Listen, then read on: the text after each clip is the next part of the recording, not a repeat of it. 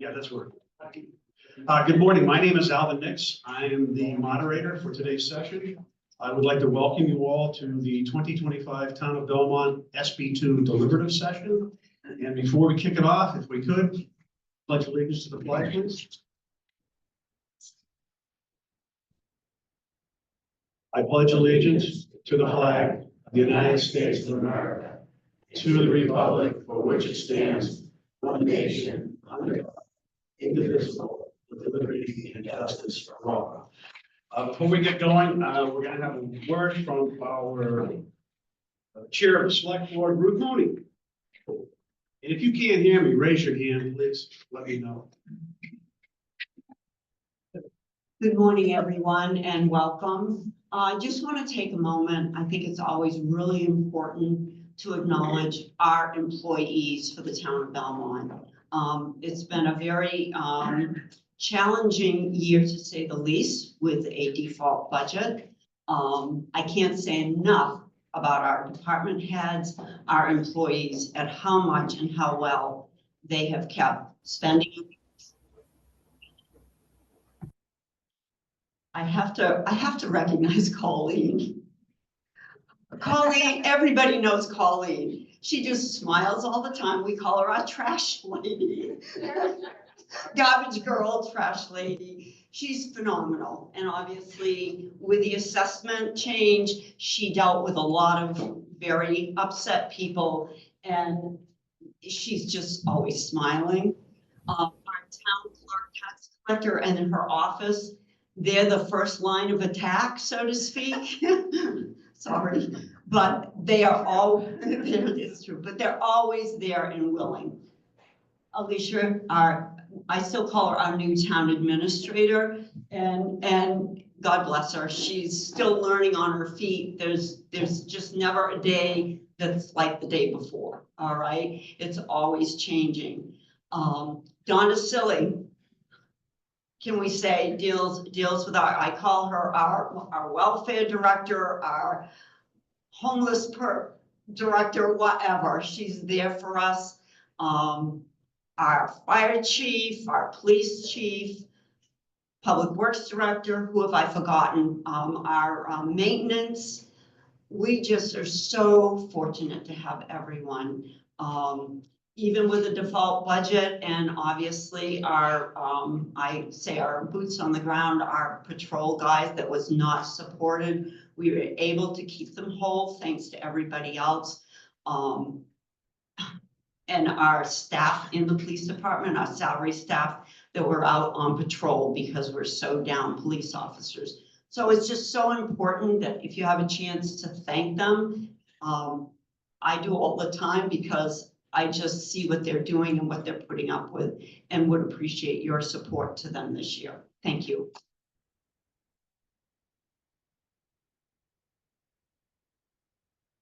So I'll begin with introductions. We have Ruth Mooney, chair of the Board of Selectmen. We have Mr. Travis O'Hara, the vice chair, John Pike. Sonny Patton, unfortunately, is dealing with an illness at this point, so he's not able to make today's session. And then we have Sharon Champy. We also have here with us is Tracy Leclerc, the chair of the Budget Committee. We have with us Alicia Gibson. She's the town administrator. Colleen Ackerman, her executive assistant. The town clerk, Jennifer Cashman. Okay. Thank you. Well, I called her Chapman last year, and she said to me, "Would you please get it right?" And then we have Devin Tibbetts, the clerk of the office. A couple of administrative matters to deal with before we get right to the warrant. Exits, in case there's an emergency, exit behind you, exit here. I'm certain we've got enough of the safety officials to give us great guidance on getting us out of here safe in the event we need some help. In case you haven't found them, the restrooms right here, out the door to the right. Who do we have? Registered voters, if you'd raise your hand, please. Thank you. Do we have members who are not citizens of the town of Belmont who are here today? If you'd raise your hands, please. All right, then. Thank you. Just so you know, we are being recorded. We are on Zoom. People at home can watch this session, but they can't participate. And also, if you want to review it for something that you have a question about or what was said, you want to catch up, it'll be on the site on Monday. So moderator rules are at the table. You've got the budget, you have the warrant. And the thing I'm most excited about is you have the new, the waste card that's a little more clear on what to put in that bucket for recycling and not, but it's there, it's got the schedule on it. So a couple of things that I do, if you read the moderator's rules, I stick to a very simple format. I don't do Robert's Rules of Order. Most of us don't even know it. I mean, I gotta admit, even I don't know the whole thing. And it's challenging and it just creates aggravation and frustration when we try to impose it. So what do I ask you to do? Be civil. When somebody speaks, let them speak. If you want to get up and speak, the microphone's right here. I will give you that opportunity unless, of course, there's some vote comes from the floor to end discussion. So we just want to act civilly and talk kindly to one another. The other thing too that's important here is to understand very clearly, we are not here to kill a warrant article today. No matter what we do, no matter how much we don't like it, it's going to go before the voters in March.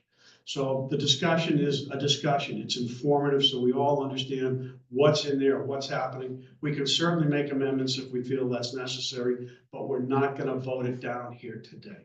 So please understand that. So what we'll do is I'll announce the article, read it, and off we go. Any questions? Okay, Article 1.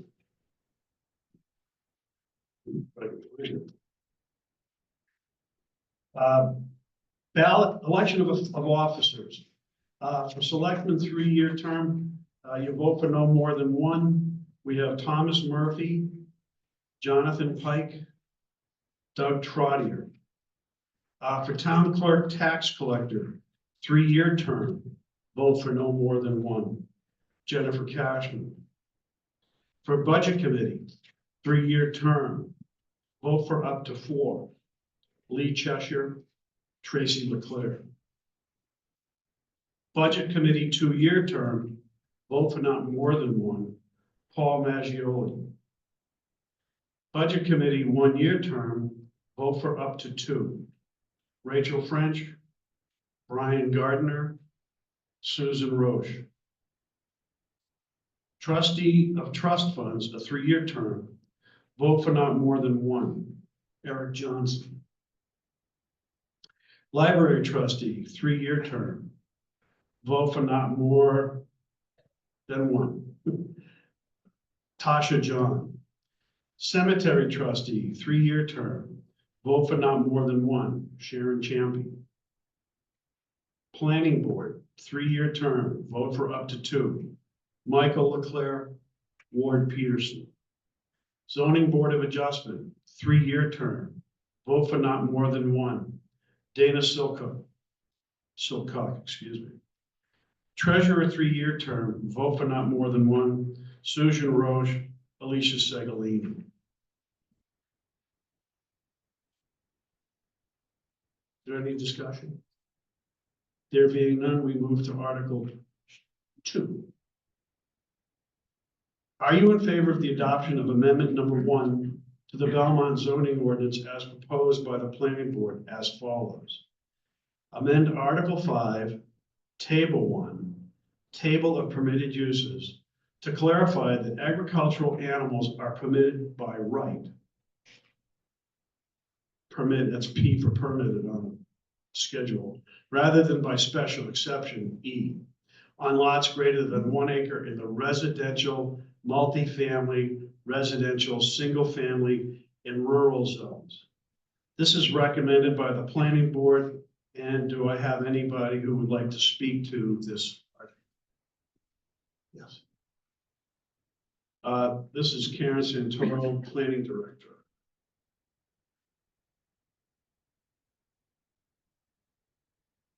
So I can face you all.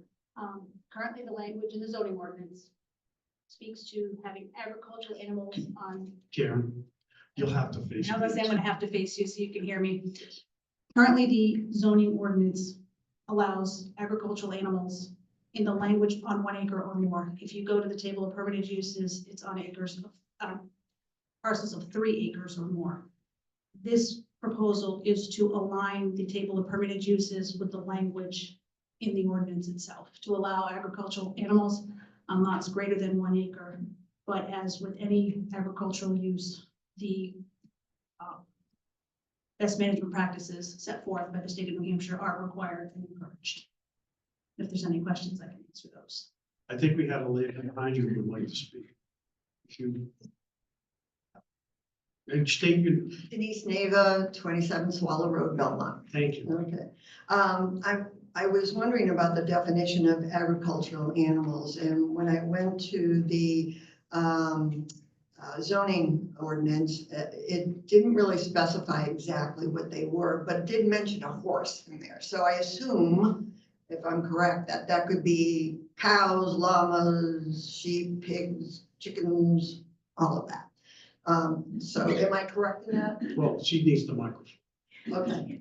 And just announce her, and if you have to repeat yourself, I'm Karen. Yeah. Yep, Karen Santoro, Town Planner. To answer that question, yes, that would include any non-domestic animal such as a cat or dog. So it could be a horse, could be a sheep. But again, this is where the best management practices for the state of New Hampshire would be involved in the amount of space that you would need for if you have an acre and you're looking at a horse, for example, a large animal, how much space you would need, manure management. There's all those that come into play through best management practices. So there are some regulatory language through that particular article. Any further discussion? There being none, we move to Article. Oops, I'm sorry. Sorry, Fred. Right back though. So what we're saying is if I move into a neighborhood and I have just over an acre and I want to raise pigs, I don't have to go to get a special exception, which could put some stipulations on that. I can just raise the pigs. The neighbors will love it. It just seems like a bad idea. The way it currently is, if you gotta go to the zoning board, get the special exemption, they can put some rules, some stipulations on there that would control what you're doing a little bit. So I'm kind of against this. It doesn't affect me where I live, but it just seems like a bad idea. Thank you. Any, Again, Karen Santoro, Town Planner, just to clarify, for issues such as that, that's where we look at the best management practices that would dictate to numbers of animals, where you store your manure, where your animal buildings have to be to protect any of your neighbors. thank you. Fred, I apologize. Could you just tell us your address, please? Fred says he lives on Main Street in Belmont. Thank you. Any further discussion? Yes, ma'am. Name and address. Denise Neva, Swallow Road. When I was also looking up under the ordinance, it mentions that there is a required minimum of 50 feet frontage from property lines, wells, water bodies, and wetlands. So I just am thinking about a 1 acre piece of property, and then you put in the 50-foot requirements around that, and I'm just wondering if that's a reasonable amount of space for animals and people. Go ahead. Not Mary. Mary Charnley, Sergeant Street, 41 Sergeant Street. My question is about the chickens. Is there a difference between free-range chickens and chickens that are going to be contained like in a coop or a fenced in area?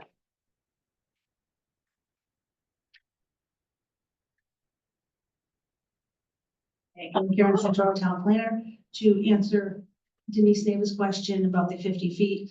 This is where you would have to obviously use some common sense.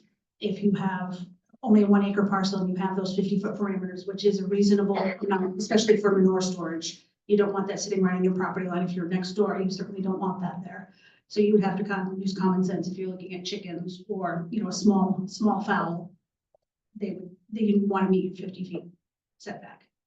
We do not differentiate as far as the chicken question. Obviously, we encourage that they be contained to your lot in some sort of manner, but they are, chickens are very, very popular these days. As we all know, with the price of eggs, they're becoming more and more popular. But again, we don't specifically state that they be penned, but obviously we encourage common sense and being considerate of your neighbors. Any further discussion?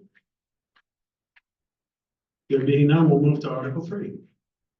Are you in favor of the adoption of amendment number 2 to the Belmont zoning ordinance as proposed by the planning board as follows? Add a definition of motor vehicle. Article 15, definitions, motor vehicle. Any self-propelled vehicle not operated exclusively on stationary tracks, including ski area vehicles. This includes all vehicles, engines, machines, or mechanical contrivances, except electric bicycles and electric personal assistive mobility devices, e.g. mobility scooter, which are propelled on the public highways by internal combustion engines, electric motors, steam engines, or other alternate sources of energy except human or animal power.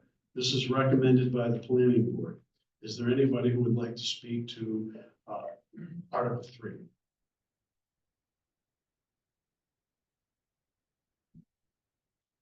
Again, Karen Santoro, Town Planner. This is simply that it is a definition. There are several referrals to a motor vehicle throughout the zoning ordinance, but it was discovered that there is no definition as to what constitutes a motor vehicle. This is guided by state RSA as to what the definition of a motor vehicle was, and it is simply that to add it to our Article 15 and define what we consider a motor vehicle. Thank you. Any just further?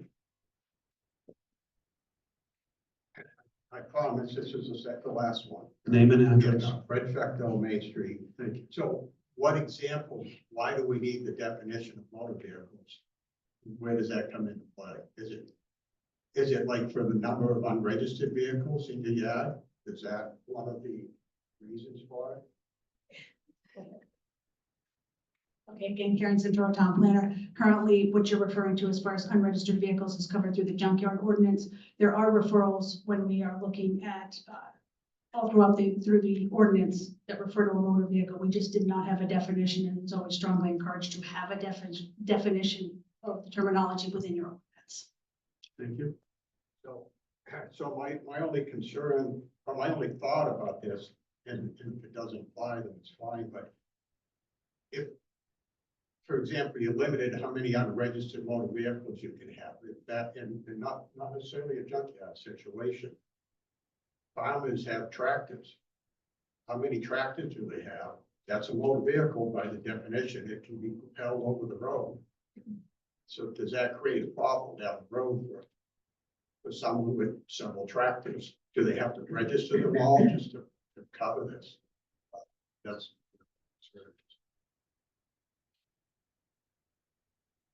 Again, Karen Santoro, Town Planner. Items such as farm tractors, things that are not propelled over the roadway, as a general rule. I mean, obviously, a farmer is going to move a tractor sometimes from field to field, but they are an exempted item, and they typically have standard placarding as required by RSA. So they would be an exempt issue, exempt item, excuse me. Thank you. Any further discussion? Being none, we move to article ballot. Right? I see this ballot. So ballot for petition warrant article to see if the town of Belmont would vote to allow manufactured homes in the town on their own land. The planning board does not support this petition warrant article. Is there any discussion with regard to ballot number 4? Yes, ma'am. Denise Navis, Willow Road. I noticed that there is no zoning area that they're asking for the manufactured homes to be allowed on. And I find the wording very confusing, on their own land and how much land. So that's my concern. It's too big. Thank you. Any further comments, discussion? There being none, we go to ballot 5. To see if the town will vote to approve the cost items included in an amendment to the existing collective bargaining agreement reached between the town of Belmont and the American Federation of State, County, and Municipal Employees, AFL-CIO, Council 93, Local 3657, Public Safety Employees Union Police Unit A, for the term April 1, 2025 to March 31, 2026, which calls for the following increases in salaries and benefits at the current staffing level. year 2025, increased wages and benefits, $145,724. And further to see if the town will vote to raise and appropriate the sum of $145,724 for the current fiscal year 2025, such sum representing the additional costs attributable to the increase in salaries and benefits required by the amended agreement over those that would be paid at current staffing levels under the existing agreement. Should this article fail to pass, cost items approved by the 2023 town meeting for the Public Safety Employee Union Police Act A collective bargaining agreement for the term ending March 31st, 2026 shall remain in place unless the governing body calls a special meeting pursuant to Article number 05, and the above cost items for the term April 1, 2025 to March 31st, 2026 are subsequently approved at such special meeting. A majority vote is required. The Budget Committee recommends $145,724, and the Board of Selectmen support this recommendation. 2025 estimated tax impact per thousand, 10 cents. Would anybody like to speak to ballot 5?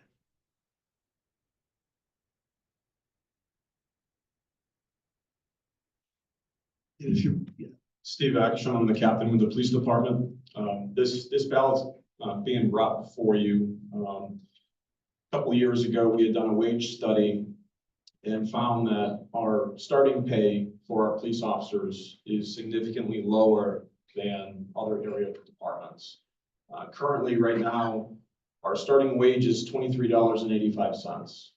As you've seen around in the newspapers, on billboards in Laconia, they're starting their officers close to $31 an hour.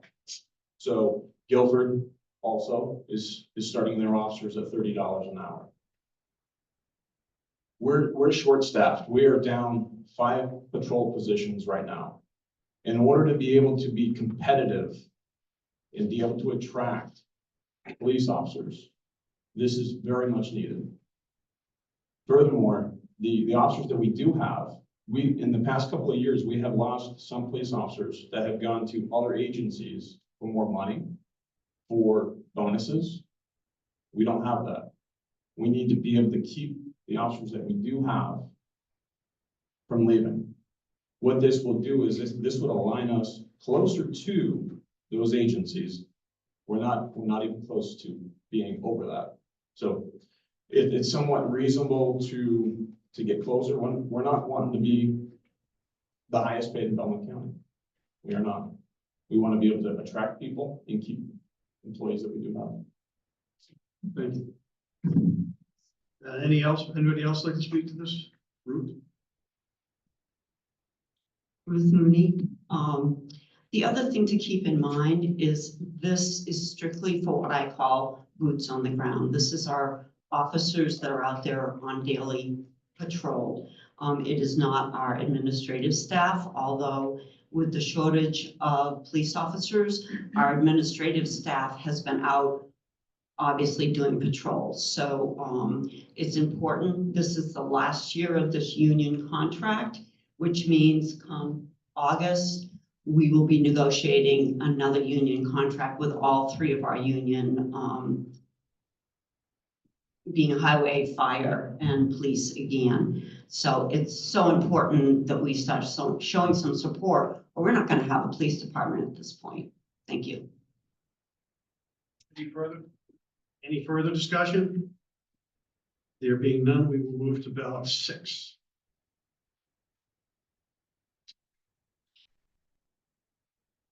Shall the town, if warrant article number 5 is defeated, authorize the governing body to call one special meeting at its option to address warrant article number 5, cost items only, majority vote required. Would anybody like to speak to this?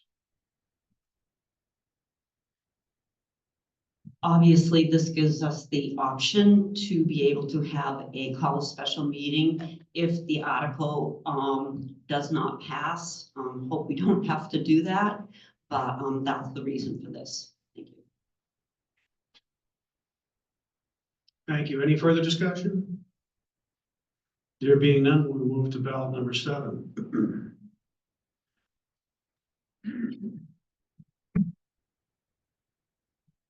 To see if the town will vote to raise and appropriate as an operating budget, not including appropriations by special warrant articles and other appropriations voted separately, the amounts set forth on the budget posted with the warrant or as amended by vote of the deliberative session. For the purposes set forth herein, $11,395,086. Should this article be defeated, the default budget shall be $10,822,658, which is the same as last year, with certain adjustments required by previous action of the town or by law, or the governing body may hold one special meeting in accordance with RSA 40:13 Roman 10 and RSA 40:13 Article 16. I get my Romans right? Yeah. To take up the issue of a revised operating budget only, the majority vote required. Note, this warrant article, operating budget, does not include appropriations in any other warrant article. The Budget Committee recommends $11,395,086, and the Board of Selectmen recommends $11,404,085. Would anybody like to speak to this article?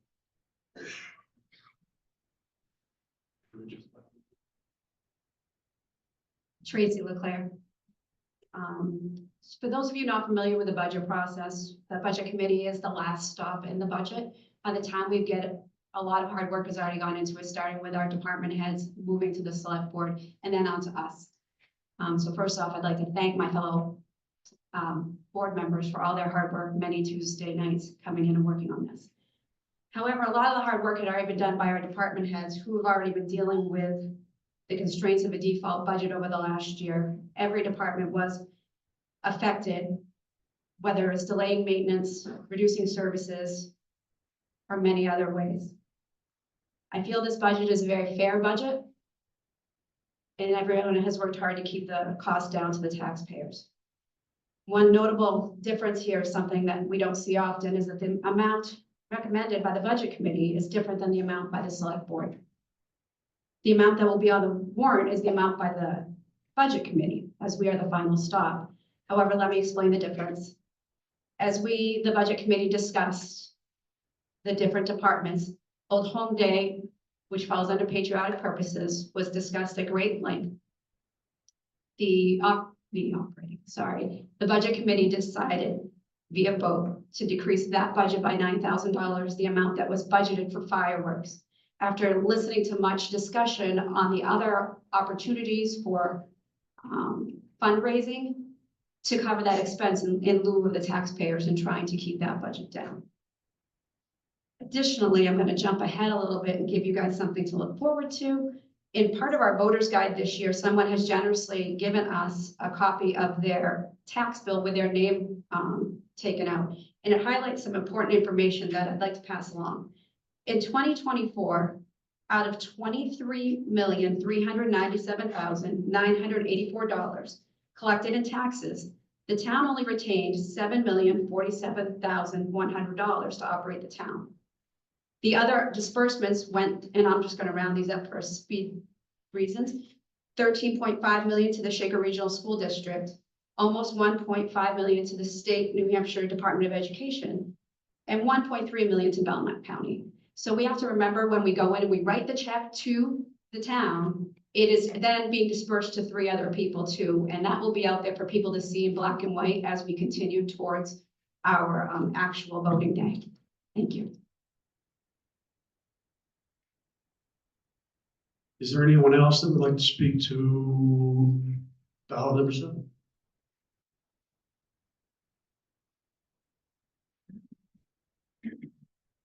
Ron Mitchell, Union Road. I just want to point out that I'm a member of the Budget Committee also. I just want to point out, if you look at your MS 737, and you look at you have $11,365,000 $86. But out of that, the special warrant articles is $3,361,795. Individual warrant articles are $556,482. So that, the grand total of $15,313 and $15,313,363. Less estimated revenue, which is $5,775,459. Out of that, what to be raised by taxes is $9,557,904. Thank you. Would anybody else like to speak to ballot number 7? There being none, we will move to, yes?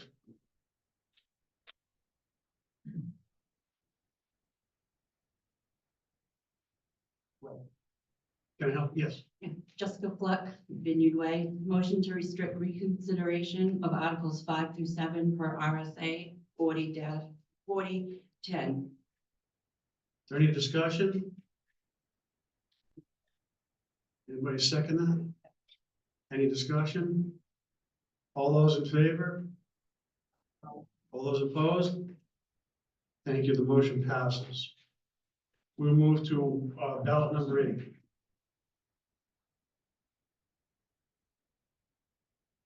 To see if the town will vote to raise and appropriate the sum of $783,081 for the operation and maintenance of the sewage collection and disposal system for the ensuing year. Said sum to be offset by user fees. Should this article be defeated, the default budget shall be $766,257, which is the same as last year, with certain adjustments required by previous action of the town or by law.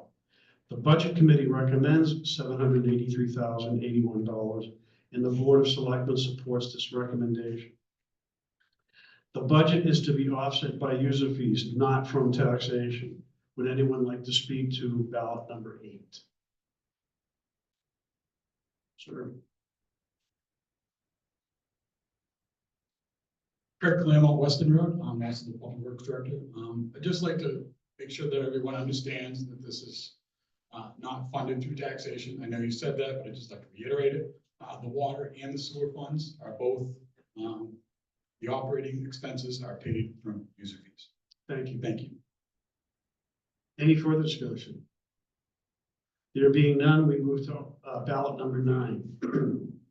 To see if the town will vote to raise and appropriate the sum of $343,438 for the operation and maintenance of the water distribution and treatment system for the ensuing year. Said sum to be offset by user fees. Should this article be defeated, the default budget shall be $273,729, which is the same as last year, with certain adjustments required by previous action of the town or by law. The Budget Committee recommends $343,438, and the Board of Selectmen supports this recommendation. The budget is to be offset by user fees, not from taxation. Would anyone like to speak to ballot number 9? There being none, we move to ballot number 10. Shall the town vote to authorize the selectmen to enter into a long-term lease purchase agreement with a non-appropriation clause in an amount up to $550,000, payable over a term of 60 months for a new tanker for the fire department, and to raise and appropriate the sum of $250,000 for the down payment for that purpose, and further to fund this appropriation by authorizing the withdrawal of said amount from the Fire Ambulance Equipment and Apparatus Special Revenue Fund previously established in accordance with RSA 31:95-C, created 1994/amended 1999, we believe. No amount to be raised by taxation, a majority vote required. The Board of Selectmen recommends $250,000, and the Budget Committee supports this recommendation. No funds to come from taxation. The current balance in the ambulance special revenue fund as of December 31st, 2024 is $513,141. Funds to support Article 10, 11, 12, and 13 are proposed to be withdrawn from the ambulance special revenue fund. The last payment will be in the year 2030. Is there any discussion? Would anybody like to speak to ballot 10?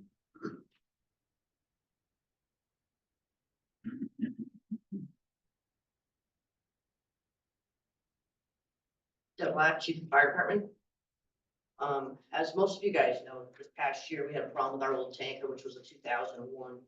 The frame rails cracked. We found out it was gonna cost a lot more to replace this with no warranties or anything special with this, and no guarantee that this truck was gonna be able to last any further than it was. Further discussion with the Board of Selectmen, we've decided to push forward and get a new tanker. Right now, we do not have one. I am using mutual aid to help us cover that. Purchasing this new tanker will be a little bit bigger than the one we have now. The one we have was a 2,500 gallon. We're gonna go with a 3,000 gallon for the outskirts of town that don't really have a lot of water up there. This does help your ISO ratings if we were to have a tanker in the future, which would be another 2 years. This will raise your ISO ratings. For those who don't know what ISO ratings are, those are your insurance for your homeowner's insurance. Which right now ours went up because a couple of years ago we lost a ladder truck. We did go through numerous places to find this tanker. This tanker is basically a prefab one in a sense. It's already been built. They have several that are built already, so we would be able to hopefully purchase that as soon as possible. Thank you, Chief. Would anybody else like to speak to ballot number 10? No, then we will move to ballot number 11. To see if the town will vote to amend the vote taken on Article 7 at the 1999 annual meeting to restrict all revenues from ambulance billings to be deposited in the special revenue fund known as the Fire/Ambulance Equipment and Apparatus Special Revenue Fund, to instead restrict all but the first $149,500 of revenues from ambulance billing received during the 2025 budgetary year to be deposited in the special revenue fund known as the Fire/Ambulance Equipment and Apparatus. The first $149,500 revenues from ambulance billings will be deposited in the town's general fund to defray the cost items identified below. This restriction shall only be effective for the 2025 budget year. No amount to be raised by taxation, a 2/3 majority vote required. Training expenses, $3,000. Medical and supply expenses, $30,000. Ambulance billing fees, $20,000. Overtime, $40,000. Telephones, $2,000. Conferences and dues, $1,500. Office expenses, $12,000. Vehicle repair and parts, $33,000. Fuel, $8,000. The Budget Committee recommends $149,500, and the Board of Selectmen supports this recommendation. No funds to come from taxation. The current balance in the ambulance special revenue fund as of December 31st, 2024 is $513,141. Funds to support Articles 10, 11, 12, and 13 are proposed to be withdrawn from the ambulance special revenue fund. Would anybody like to speak to this ballot? Any discussion? There being none, we'll move to ballot 12. To see if the town will vote to raise and appropriate the sum of $105,000 for the second year's payment on the long-term lease/purchase agreement entered into in 2023 for the purchase of a new ambulance for the fire department, and to fund this appropriation by authorizing the withdrawal of said amount from the fire/ambulance equipment and apparatus special revenue fund previously established in accordance with RSA 31:95-C, created 1994, amended 1999. The town is obligated by the terms of the lease/purchase agreement, as well as the supermajority ratifying that agreement in Article 7 at the 2023 town meeting to make these yearly payments. No amount to be raised by taxation, majority vote required. The Budget Committee recommends $105,000 and the Board of Selectmen supports this recommendation. No funds to come from taxation. The current balance in the ambulance special revenue fund as of December 31st, 2024 is $513,141. Funds to support Articles 10, 11, 12, and 13 are proposed to be withdrawn from the ambulance special revenue fund. Would anyone like to speak to ballot number 12? Is there any discussion on ballot number 12? There being none, we will move to ballot number 13. Oops, I'm sorry. Jessica Fleck, Vineyard Way. Motion to restrict reconsideration of Articles 8 through 12 per RSA 4010. Do I have a second? All those in favor? Aye. All those opposed? The motion passes. Ballot number 13. To see if the town will vote to raise and appropriate the sum of $60,776 for the 10th year's payment on the long-term lease/purchase agreement entered into in 2016 for the purchase of a new pumper truck for the fire department, and to fund this appropriation by authorizing the withdrawal of said amount from the fire/ambulance equipment and apparatus special revenue fund previously established in accordance with RSA 31:95-C, created 1994/amended 1999. The town is obligated by the terms of the lease/purchase agreement, as well as the supermajority ratifying that agreement in Article 4 at the 2016 town meeting to make these yearly payments. No amount to be raised by taxation. A majority vote is required. The Budget Committee recommends $60,776, and the Board of Selectmen supports this recommendation. No funds to come from taxation. The current balance in the ambulance special revenue fund as of December 31st, 2024 is $513,141. Funds to support Articles 10, 11, 12, and 13 are proposed to be withdrawn from the ambulance special revenue fund. Would anyone like to speak to this ballot number 13? Is there any discussion? You may. Just as a clarification, this particular article we've been paying on, can't remember how many years, but this is our last year of this truck, and then we own it outright, which kind of works out well with obviously needing a tanker, just so that everyone understands we're paying one off, gonna get another one, a different one. Thank you. Any further discussion? There being none, we'll move to ballot number 14. To see if the town will vote to raise and appropriate the sum of $750,000 to be placed in the Highway Reconstruction and Maintenance Capital Reserve Fund previously established 2006. Majority vote required. The Budget Committee recommends $750,000 and the Board of Selectmen supports this recommendation.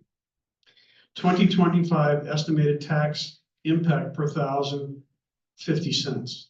The balance in the Capital Reserve Fund as of December 31st, 2024 is $1,201,297.59. Would anyone like to speak to ballot 14?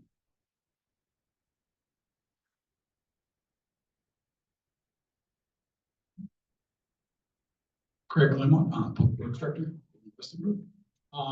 So I'd just like to, I think the explanation is very self-explanatory. This fund was established in 2006. Since 2009, we have not requested any more funds, and as you know, your dollar doesn't go as far as it did back in 2009. So all we're trying to do is try to keep pace.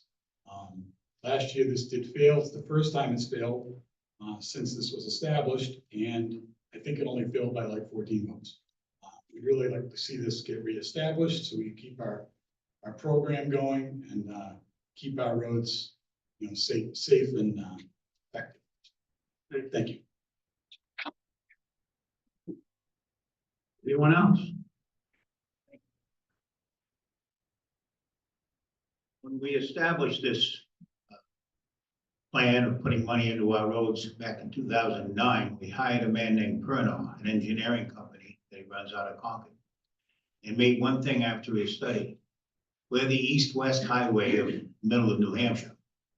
If they're coming off 93 and they're going to Guilford, they get bogged down on Route 3, so they come through 140, they come through our back roads, and we started maintaining them. And if you drove our back roads, as they stand now, and it was a shame because we had some projects lined up for last year, one of them being the middle route. That got put on hold. But our buses travel on these roads, our plow trucks travel on these roads, and most of all, our people travel on these roads. Craig's done an excellent job with the roads. This is something we really need to keep doing. Keep it up. Thank you. Is there any further discussion on ballot number 14? Being none, we will move to ballot number 15. To see if the town will vote to raise and appropriate the sum of $500,000 to be placed in the Municipal Facilities Capital Reserve Fund previously established in 2006.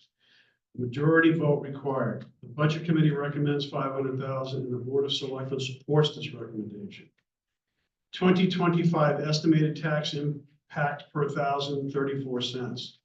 The balance in the Capital Reserve Fund as of December 31st, 2024 is $662,852.23. Would anyone like to speak to ballot number 15?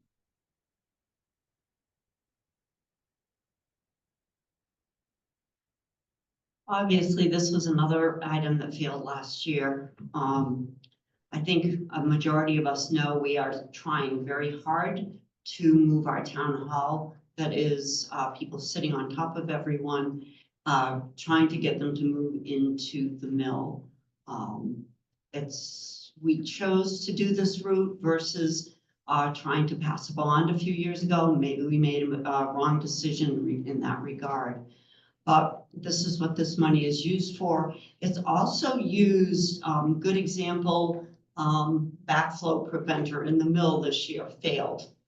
Over $1,000 to replace it. We're putting money into a building that we're just really not using to its full use, okay? I think we did some work at the fire department on overhead doors. This account is used for all of our buildings to keep all of our maintenance up.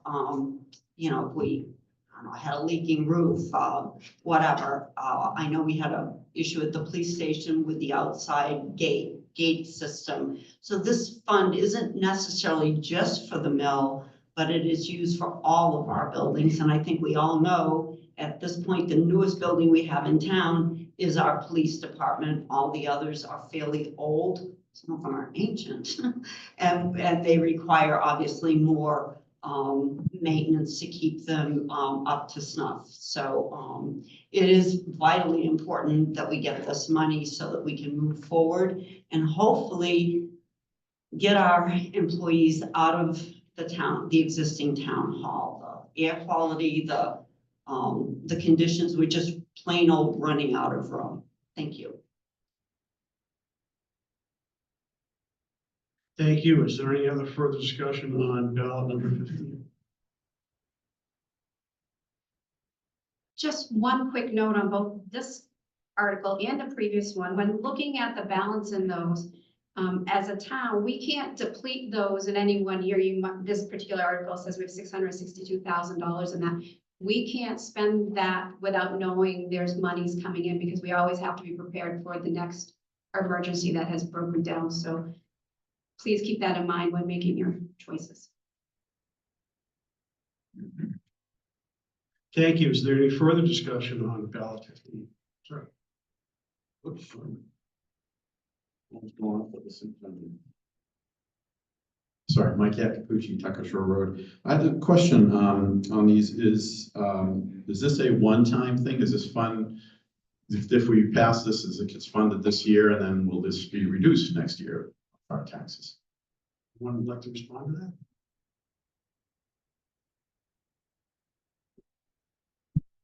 Let's put it this way, it's gonna take more than $500,000 to get the mill ready to receive. All right, so I'm not gonna say that it's not gonna reduce. We're just trying to build up this fund so that we can make that move. We just do have quite a bit of work that needs to be done in the first, I call it the first floor of the mill. That's where the town clerk's office is going to go in. Our police department feels that that's the safest place to put that particular, the tax collector, that type of thing. So there is some reconstruction that's gotta happen, some upgrade of the heating system and whatever. Is it, I can't, that's something I can't answer. I don't know what the future holds. We may need another building that has work, needs work done, but at this point, we're trying to concentrate on the mill. So that's the figure that we felt, or we thought last year would pass, and it didn't. So that's what we're trying to do. We're trying to build that fund up so we can get moved in, and maybe it will go down, maybe it will have to go up. I can't, and I don't know what the future holds. Thank you. Any further discussion on ballot 15?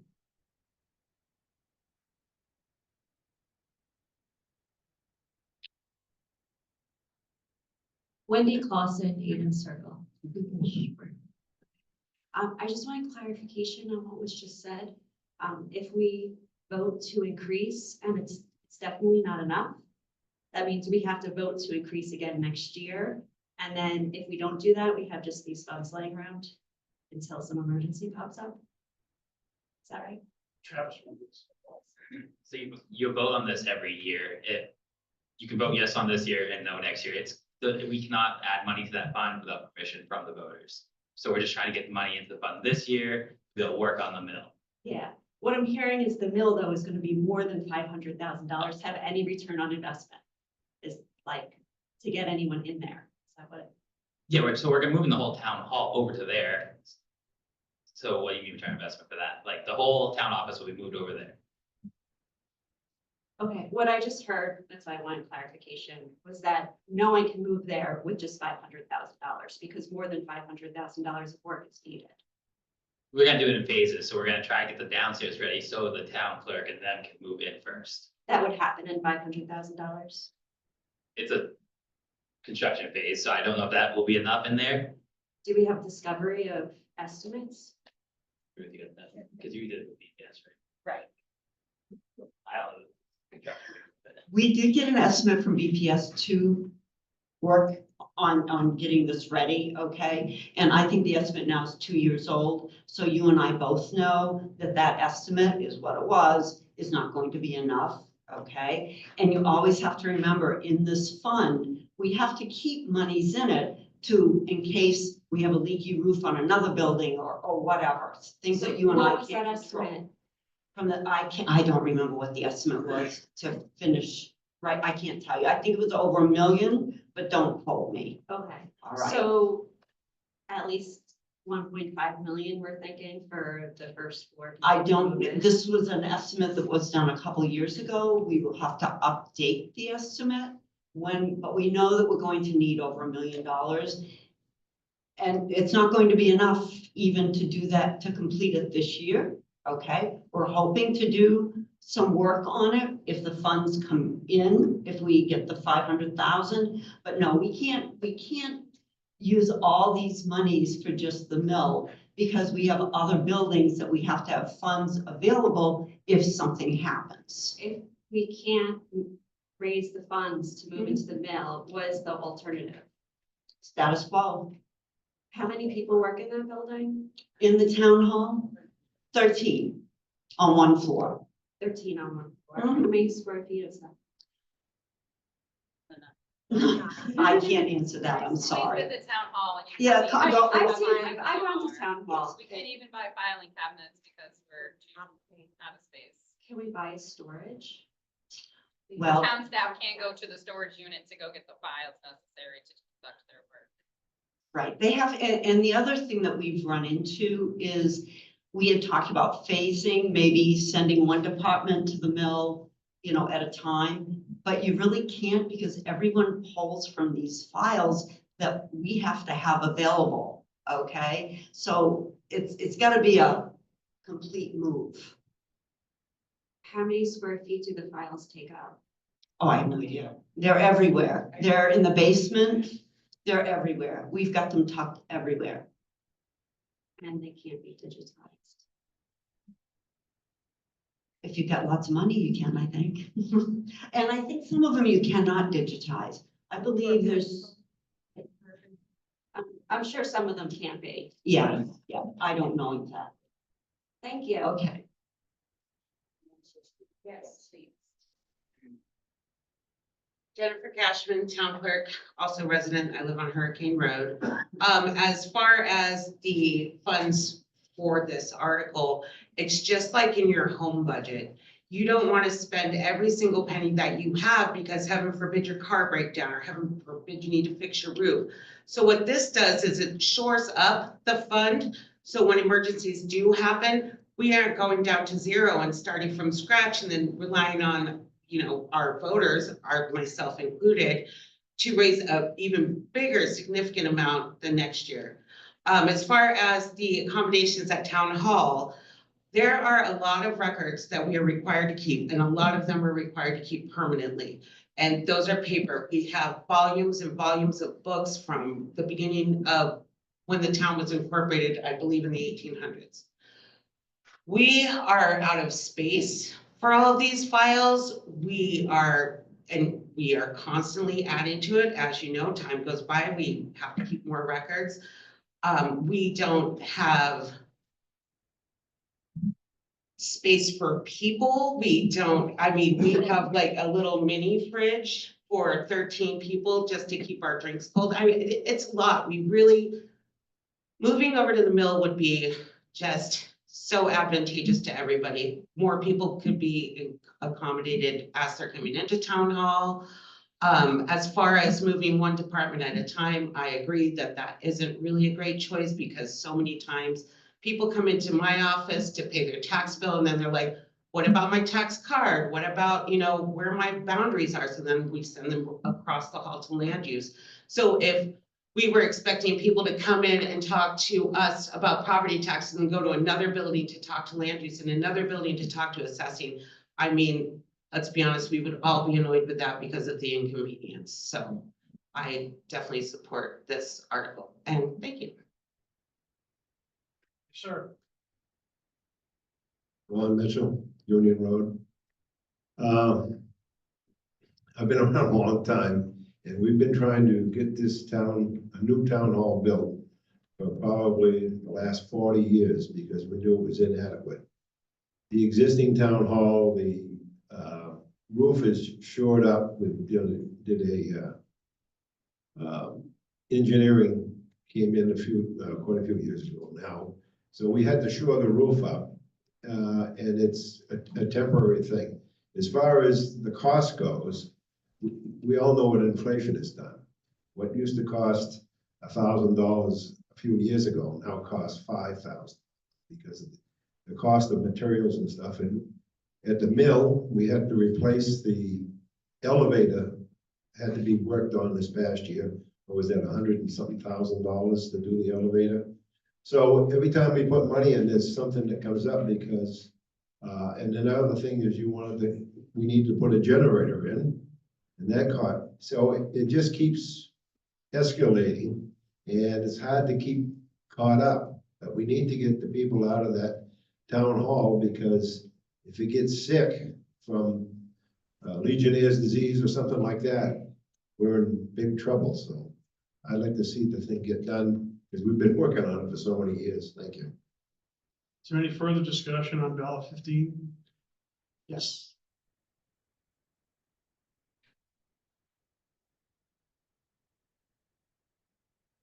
Karen Centro, town planner, also resident on Middle Route. Just wanted to speak in support. As Jennifer noted, the amount of documentation that we are required to keep. My land use office, I have filing cabinets down the hall, through my office, through my building official's office, into the the land use technician's office. There simply is no more space. It's also, for example, if a subdivision comes in, we have rolls of plans that we have to store. We have all the files, we have drainage reports. Just one project is half a drawer. So when you're compounding that with anyone's individual properties, your building permits, any kind of work that you've done in your house, electrical work, those are all files. We're mandated to keep those. Those files keep growing, but our space does not. It's becoming a safety issue. We have very small space. We have files everywhere. I have staff on top of one another. It is simply becoming very cramped, very unsafe. And again, one person in the building gets sick and we share. Thank you very much. Just one other note is, as we've all been to town hall, if nothing else, the parking and accessibility to the mill building is far, far superior than what we have at our existing town hall, that's for sure. Thank you. Is there any further discussion on $1.15? Hi, Donna Silly. I think we need to take a step back before we go forward. Several years back, there was a study on all our buildings. There was a prioritization for a new police station. The town hall then went on the back burner. Then the movement to go into the mill was very, very strong, and it was identified that's where town hall was going to be. And anybody here that's been around long enough knows that was the driving force. The historical components behind it prevailed. Whether it's a money pit or not, the bottom line is that's where we need to go. The town did not want to bond the construction to this building, so there was an ongoing thought by the board to try to be as responsible as they could to fund how we get there. Unfortunately, because of economic times, as been spoken, the cost of living has gone astronomical. When it went astronomical, last year, everybody said no to everything. And so now, not only should we be looking at potentially having maybe one, well, if we're looking at this year's 500 and 600 in there, and last year's 500 that was requested, and maybe more, you're getting very close to the construction, at least more than half of the construction phase. The board looked at purchasing outside. The cost back then were $3.5 million, $4 million for new town hall. Now let's take it a step further. This fund, as the board has said, does not just cover, it does not cover the development of this town hall. We have a fire station that's aging. There's some construction issues up there. They need to be fixed, and most likely this year. Those monies are coming out of this fund. So we say, okay, well, how do we get a town hall into the mill if we have ongoing construction issues with, things happen. Is anybody here willing to bond $2 million? I can tell you, no, they're not. Put a $2 million bond on the warrant, and it's going to get defeated. So the responsible thing to do, unfortunately, is to try to pluck away as much as we can, as fast as we can, hope the economy changes, perhaps. Maybe there's some other outside funds that will come in, but at the end of the day, the board has done everything possibly to try to manage old buildings, fund this building, or bring forward funds. And I think the bottom line here is nobody wants to bond anything. So the old Yankee way is just keep adding and adding to the savings account and hope we can get to a point before we can accomplish what we really need to. Thanks. Is there any further discussion?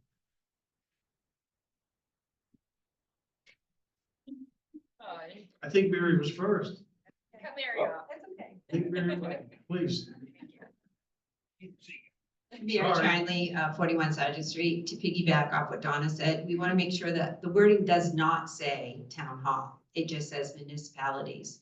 So we need to make sure we're not clarifying it, that that money is just going to the town hall. I'm also a library trustee. The library is not classified under that for buildings. We use the Duffy Fund and we have our own capital reserve fund. So we are not using the maintenance capital reserve. So I just want to clarify that, even though it's a town building. Thank you. Woody? Woody Fogg, Jamestown Road. I just can't keep my mouth shut sometimes. This whole issue with the town hall. The longer we put it off, the more it costs. We shot ourselves in the foot years ago by being too cheap to go ahead and bond it when bond rates were low. It probably would have been all done, half paid off by now. We waited and we waited and we didn't pay, and now we're paying more and more and more. So let's get on with it. Let's keep putting money in there. Let's keep chipping away at it till it gets done. This is the right way to do things. Thanks. Thank you. Any further discussion on ballot number 15? There being none, we will move to ballot 16. To see if the town will vote to raise and appropriate the sum of $197,367 for the reconstruction of highways anticipated to be offset by highway block grant funds provided by the state of New Hampshire. No amount to be raised by taxation. A majority vote required. The Budget Committee recommends $197,367, and the Board of Selectmen supports this recommendation. No funds to come from taxation. Would anyone like to speak to ballot 16?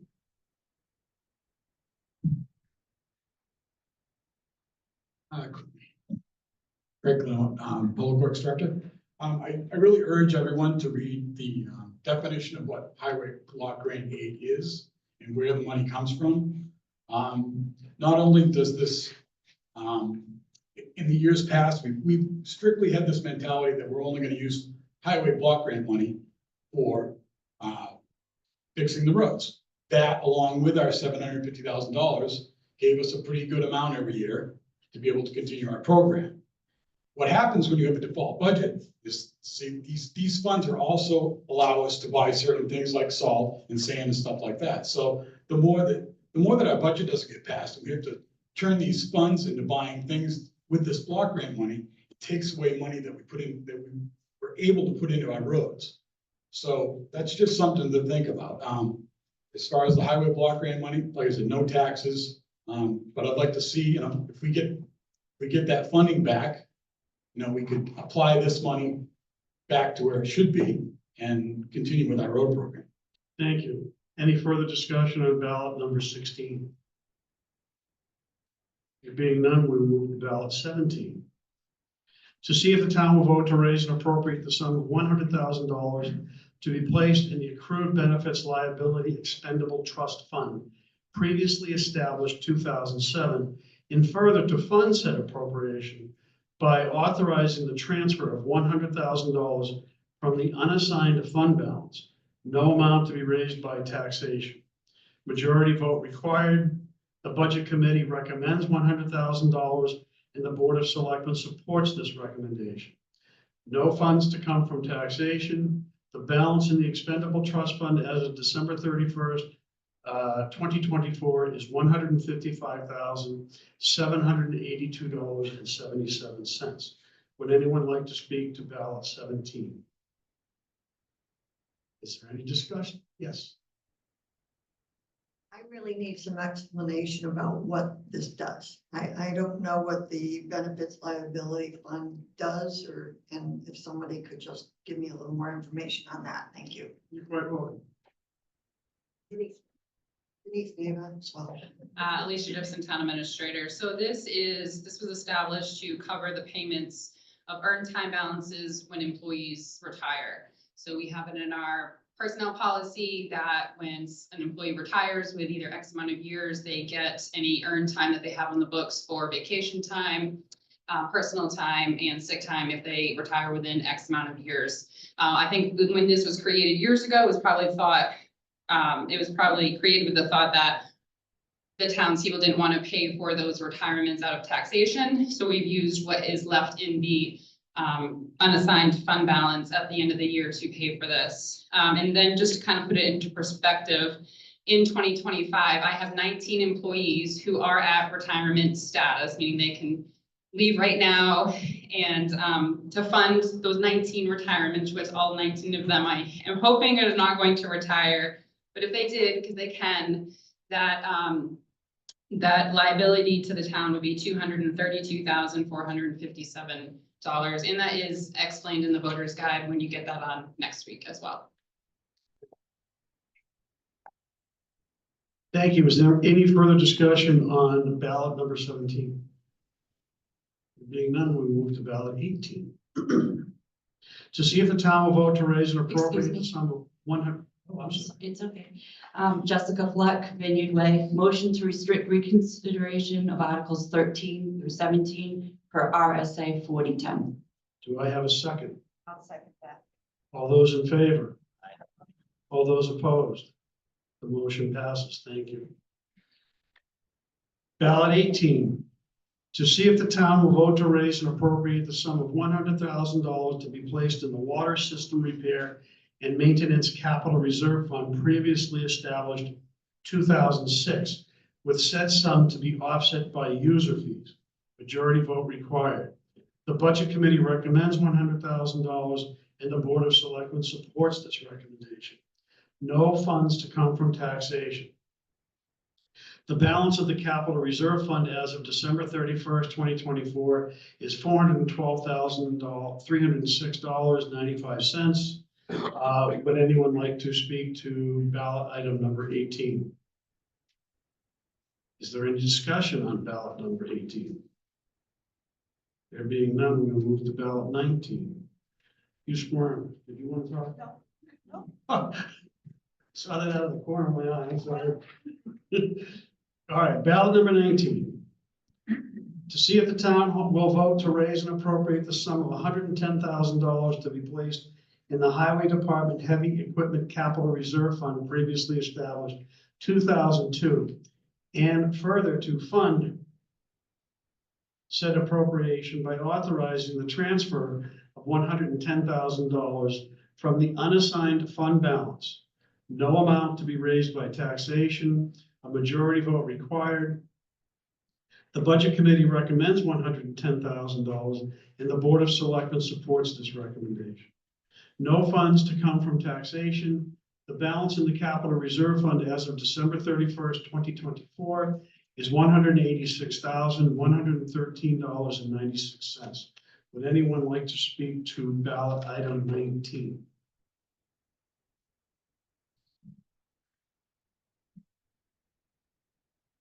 Greg Lemmel, Public Works Director. So this fund is basically our savings account to purchase heavy equipment. We do not have the luxury, and I'm a little jealous of the ambulance fund to purchase our equipment. So we either do lease purchases or I try to set money aside in this account to purchase new equipment. Same as the building fund. So if I don't set monies aside a little bit at a time to purchase something that has an extravagant value, you have to bond it.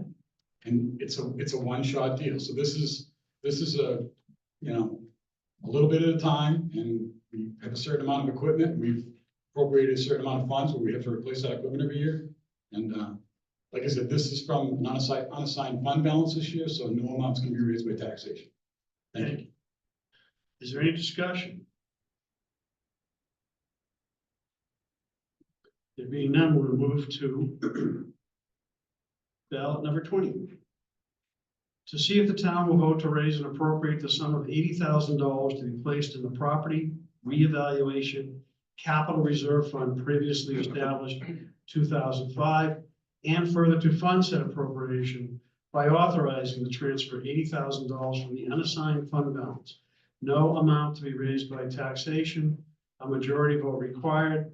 The Budget Committee recommends $80,000 and the Board of Selectmen recommends, supports this recommendation. No funds to come from taxation. The balance in the capital reserve fund as of December 31st, 2024 is $63,914.24. I see we have somebody who would like to speak to ballot 20, please do. Tracy Leclerc, Budget Chair and resident. This article is not asking whether or not you want a revaluation. This is saying, do we agree to set aside $80,000 from unassigned fund balance for our future revals? We are mandated by the state to do another one in 2029. Current cost for a full re-eval is $350,000. So again, this is our way of setting aside a little bit in money now to save up for that bigger bill that's coming along the way. It's not adding to more taxation. It's just our way to get ready for a larger expenditure to come. Thank you. Is there any further discussion on ballot number 20? Yeah. Denise Davis, Waller Road. Could you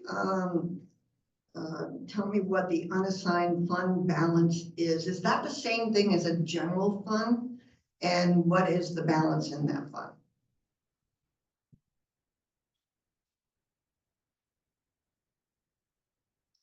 The unassigned fund balance is monies that you have at the end of the year that were part of your operating budget that didn't get spent.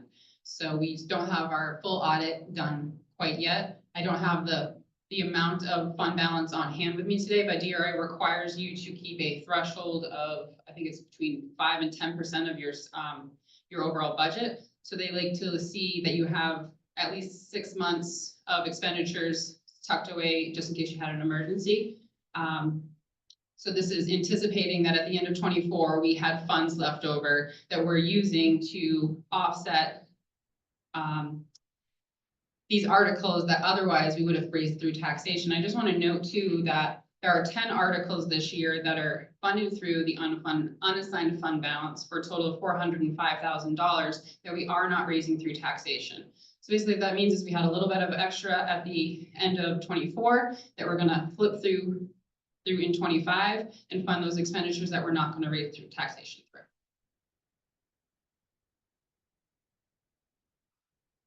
Is there any further discussion on ballot number 20? There being none, we will move to ballot number 21.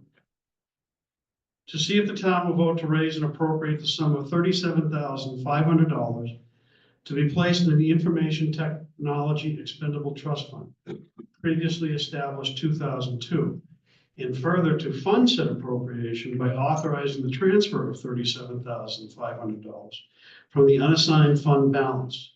No amount to be raised by taxation. Majority vote required. The Budget Committee recommends $37,500 and the Board of Selectmen supports this recommendation. No funds to come from taxation. The balance in the Capital Reserve Fund as of December 31st, 2024 is $25,305.10. Would anyone like to speak to ballot number 20? I just want to say last year, at least as town administrator, it kind of perplexed me. This was on the ballot last year for $10,000 and it failed. This is, as we all know, everything we do is IT. So this is our savings account for IT. One town next to us is updating their financial software, and that's $86,000 just for us to pay the bills. So we have computer systems, we have our servers that run the town hall, anything for the motor vehicle. So this savings account is so that we can, again, tuck money away for those large purchases like servers that cost $30,000, a new financial software system that may cost us $86,000. So that's what the savings account is for. Thank you. Is there any further discussion with regard to ballot number 21? If not, we move to ballot number 22. To see if the town will vote to raise and appropriate the sum of $30,000 to be placed in the sewer system repair and maintenance capital reserve fund previously established 2011, with said sum to be offset by user fees, majority vote required. The Budget Committee recommends $30,000 and the Board of Selectmen supports this recommendation. Funds to come from user fees. The balance in the capital reserve fund as of December 31st, 2023 is $64,045.06. Would anyone like to speak to ballot number 22? Any further discussion on ballot 22? There being none, we will move to ballot number 23. Yes, ma'am. Jessica Fleck, Vineyard Way, motion to restrict reconsideration of Articles 18 through 22 through per RSA 4010. Do I have a second? All those in favor? Aye. All those opposed? The ayes have it. Motion passes. Thank you. Ballot number 23, to see if the town will vote to raise and appropriate the sum of $25,000 to be placed in the already established General Cemetery Maintenance Expendable Trust Fund, governed under the provisions of RSA 31:19-A for the purpose of cemetery maintenance. Said amounts to be expendable at the discretion of the cemetery trustee, 1997, majority vote required. The Budget Committee recommends $25,000 and the Board of Selectmen supports this recommendation. 2025 estimated tax impact per thousand, 2 cents. The balance in the cemetery maintenance fund as of December 31st, 2024 is $33,929.41. I see that somebody would like to speak to this. So. Hi, my name is Sharon Champy and I am a cemetery trustee for the town. I've been on this position for about 15 years. Like most of the boards, this is our savings account. We tuck money away for when we have big expenditures. And we have a few of them that we have to do. One of them is we acquired a abandoned cemetery that has not been touched for about 60 or 70 years. And so we're looking to tackle the work on that. And like I said, general savings and stuff like that. We have a few big expenses that are coming up. So.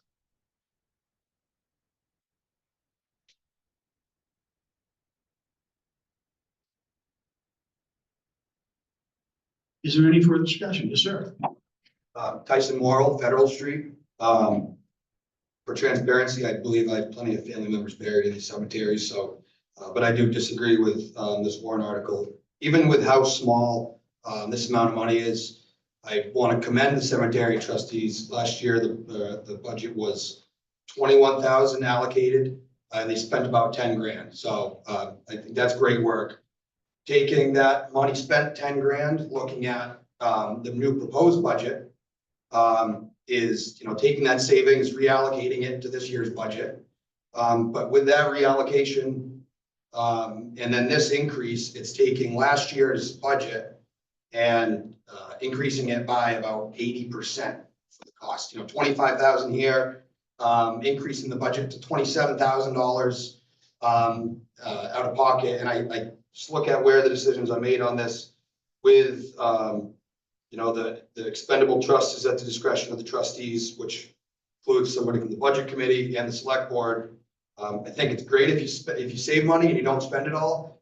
That doesn't, in my opinion, mean you get to turn it around, use it the next year, and then ask for more on top of that. I'm a new homeowner, and I know this is dropping the bucket to the 3 million in warrant articles, but I just look at it as incremental increased spending that's not necessary. So, thank you. Thank you.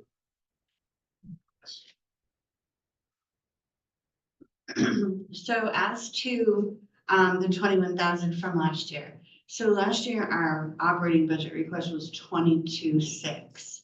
When the budget failed, our default budget number was 21,000.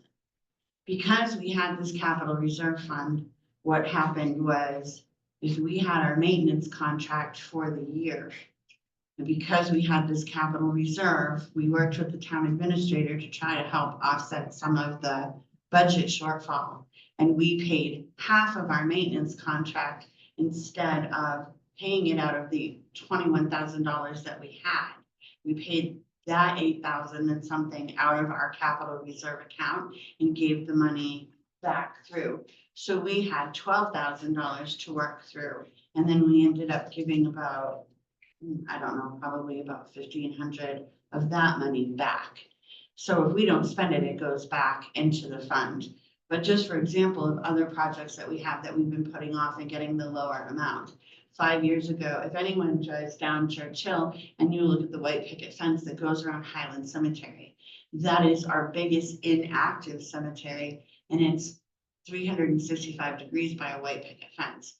5 years ago, Superior Fence gave me a quote for half of that fence for $35,000 to replace it with aluminum fence. So this fence has to come down. It's in horrible shape, but we do not have the ability to fix it in anything that's sustainable. So.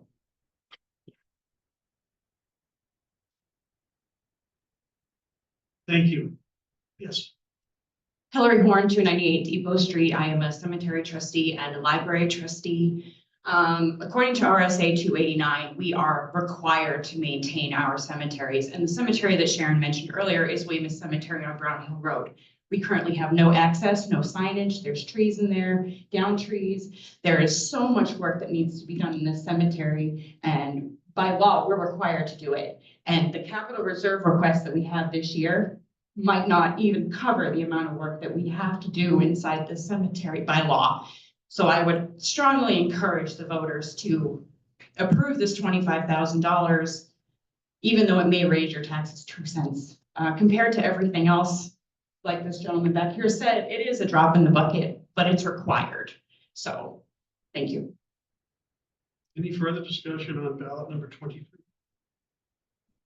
There being none, ballot 24. To see if the town will vote to raise and appropriate the sum of $25,000 to be placed in the drainage projects capital reserve fund previously established 2003, and further to fund said appropriation by authorizing the transfer of $25,000 from the unassigned fund balance. No amount to be raised by taxation, majority vote required. The budget committee recommends $25,000 and the board of selectmen supports this recommendation. No funds to come from taxation. The balance in the capital reserve fund as of December 31st, 2024 is $56,379.88. Is there anyone who would like to speak to ballot item number 20?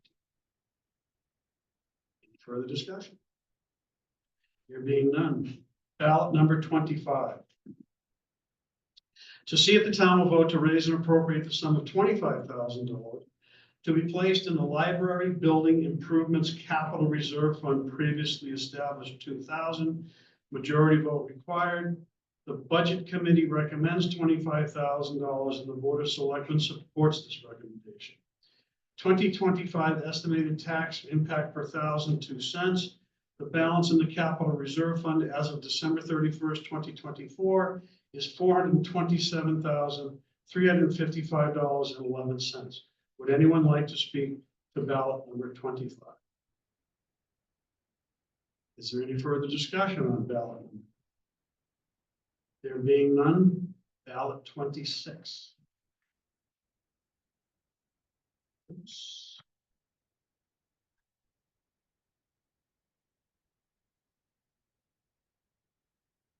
To see if the town will vote to raise and appropriate the sum of $25,000 to be placed in the town bridge repair and maintenance capital reserve fund previously established 2003, and further to fund said appropriation by authorizing the transfer of $25,000 from the unassigned fund balance. No amount to be raised by taxation, majority vote required. The budget committee recommends $25,000 and the board of selectmen supports this recommendation. No funds to come from taxation. The balance in the capital reserve fund as of December 31st, 2024 is $409,009.13.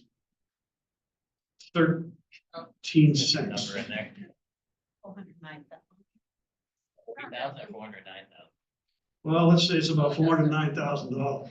Would anybody like to speak to number 26? Craig Claremont, Public Works Director. As you see that balance, and I'm not gonna try to repeat that. This is basically going to be used in anticipation of someday the Church Street Bridge is going to need, to be replaced. So we, at that time, there may be some state supplemental funding, but that's not guaranteed. So basically, as always, we're trying to plan ahead a little bit, put a little bit of money away, so it's, when we do, and if we do have to bond this, it's not such a sting. So, thank you. Thank you. Any further discussion on? Okay, 26. Just to add to Craig's point, we have been contacted by the state of New Hampshire Department of Transportation, and they are willing to work with us on that project, but we have to upfront the entire cost of that project first, and then we'll get a reimbursement. So let's say it's gonna be 2 million, we've got to cut the $2 million check, and then most of those projects are usually about a 80% reimbursement to the town.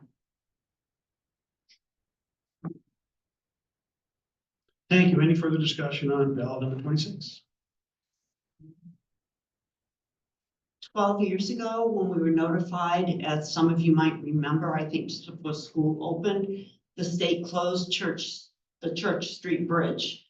Very little notification. And we were notified by them and said, oh, we'll help. Their help was they would have our engineers look at our plans as to what we were going to do. 12 years ago, what we did was a repair to that bridge. And so I wouldn't hold my breath, hoping that the state's going to come through with any money. That's another reason why we need to tuck a little bit away. Thank you. Any further discussion on ballot number 26? There being none, ballot 27. To see if the town will vote to raise and appropriate the sum of $5,000 to be added to the Durham Road Capital Reserve Fund previously established 2021. This sum to come from the unassigned fund balance. No amount to be raised by taxation, majority vote required. The Budget Committee recommends $5,000 and the Board of Selectmen supports this recommendation. No amount to be raised from taxation. The balance in the Capital Reserve Fund as of December 31st, 2024 is $16,855.51. Would anyone like to speak to ballot number 27?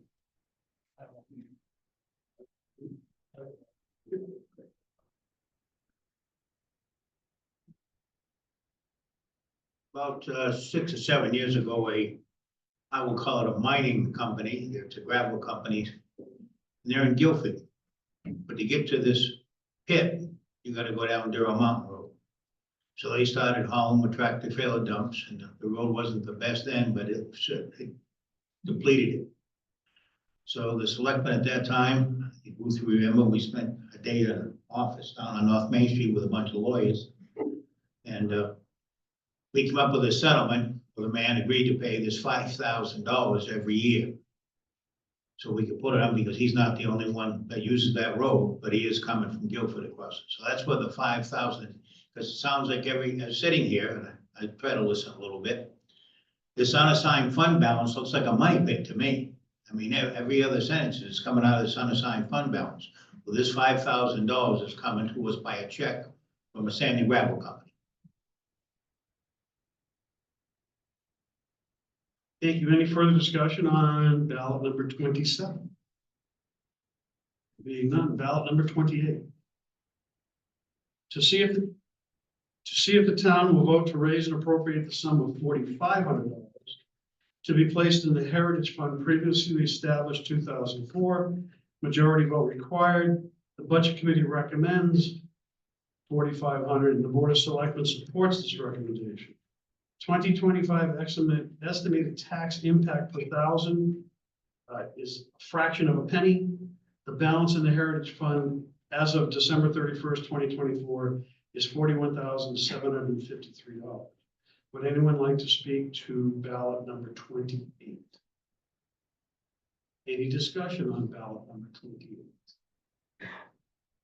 There being none, We'll move to ballot 29.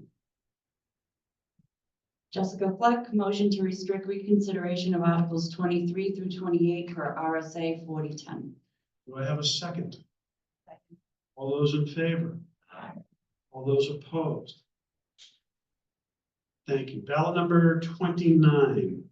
To see if the town will vote to raise and appropriate the sum of $2,500 to be placed in the Election Equipment Expendable Trust Fund previously established in 2020, and further to fund said appropriation by authorizing the transfer of $2,500 from the unassigned fund balance. No amount to be raised by taxation. Majority vote required. The Budget Committee recommends $2,500, and the Board of Selectmen supports this recommendation. No amount to be raised from taxation. The balance in the Capital Reserve Fund as of December 31st, 2024 is $18,177.27. Would anyone like to speak to ballot number 29? Please.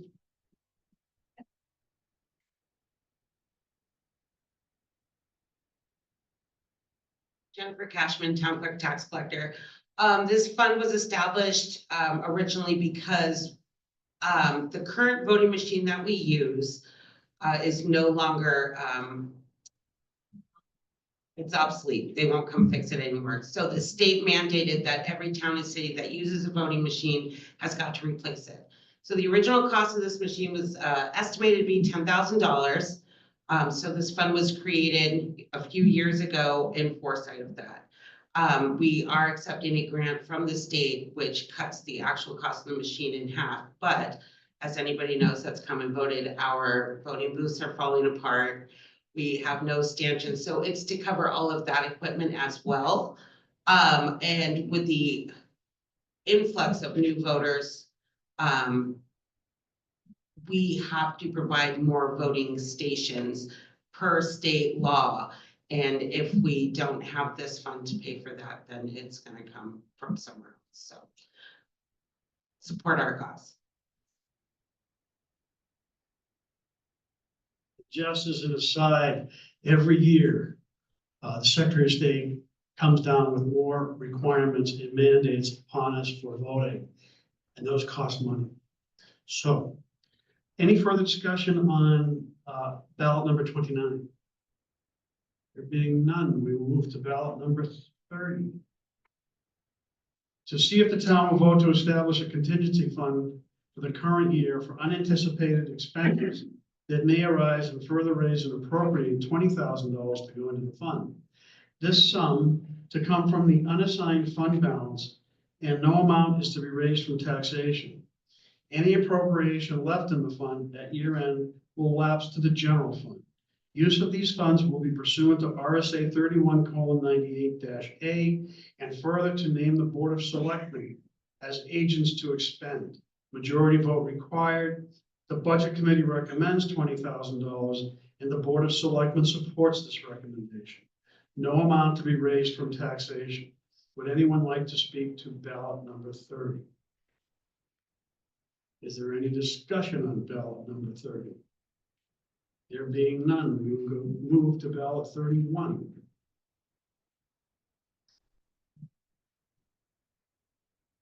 Need to hydrate before I read this one.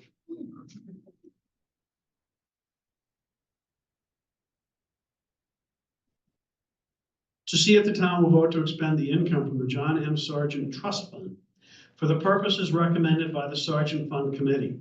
No amount to be raised by taxation. Belknap County Fair Association, $2,500. Belmont Girl Scout Troop 12117, $385. Belmont Girl Scouts Troop 60200, $770. Belmont Girl Scout Community, $300. Belmont Heritage Commission, $250. Belmont High School PTO, $700. Belmont Historical Society, $550. Belmont Middle School 5th grade Camp Cody, $3,750. Belmont Middle School PTO, $700. Belmont Public Library, $900. First Baptist Church of Belmont, $3,200. Got Lunch, Belmont and Friends, $5,879.71. Lakes Region Girls Softball, $500. Lakes Region BNA, $1,500. St. Joseph Food Pantry, $3,200. Visiting Nurse Association of Franklin, doing business as Franklin BNA, and Hospice, $1,500. No amount to be raised from taxation. Total award giving out in 2025, if approved, is $26,584.71. This is the total of net earnings in the Sergeant Fund for calendar year 2024. Do I have any discussion on ballot number 31? Anyone like to speak to ballot 31? If I could just encourage everyone to say yes on this. This is free money that comes to the town. There is a very active committee that meets every year, and each year the funds change somewhat. There is an application process, so it's a great committee, and we're so fortunate that Mr. Sargent left these funds. And you would be amazed the number of people who vote no on this, and it makes no sense. This committee is supporting a lot of funds or a lot of different groups in town, and I just encourage you to vote yes. Thank you.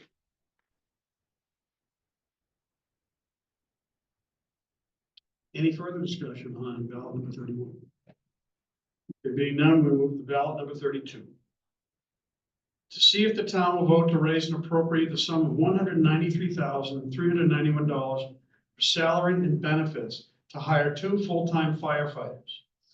Fiscal year 2025 through 2026, salary $109,675, benefits $83,716, for a total of $193,391.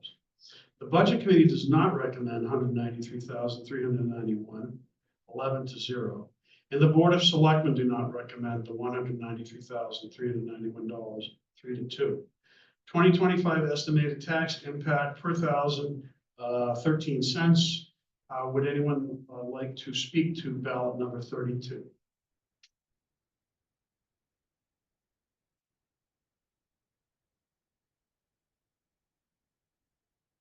Jeff Black, Fire Chief. I know that both the board and Board of Selectmen and the Budget Committee don't agree with this. This is kind of a twofold situation that we have. Right now, I have a grant that's gonna end in a little over a year and a half. And it was a grant that we put forward 3 years ago. In this grant, we asked for 6. We got it whittled down to getting 2. The federal government gave us the 6. Board of Selectmen only wanted 2. At the end of this grant, I'm gonna have to lay off 2 firefighters. I'm trying to build up to more in a shift. Back in 2021, they started going with 3 24/7. It was coverage, 3 firefighters on duty, 2 firefighters and a lieutenant on duty, 24/7. That was back in 2021. 2001. So 24 years ago, we finally started doing some full-time coverage in this town. Since then, calls have increased immensely. We went to 3. I'm sorry, let me rephrase that. In 2021, we had 2. 2020, yeah.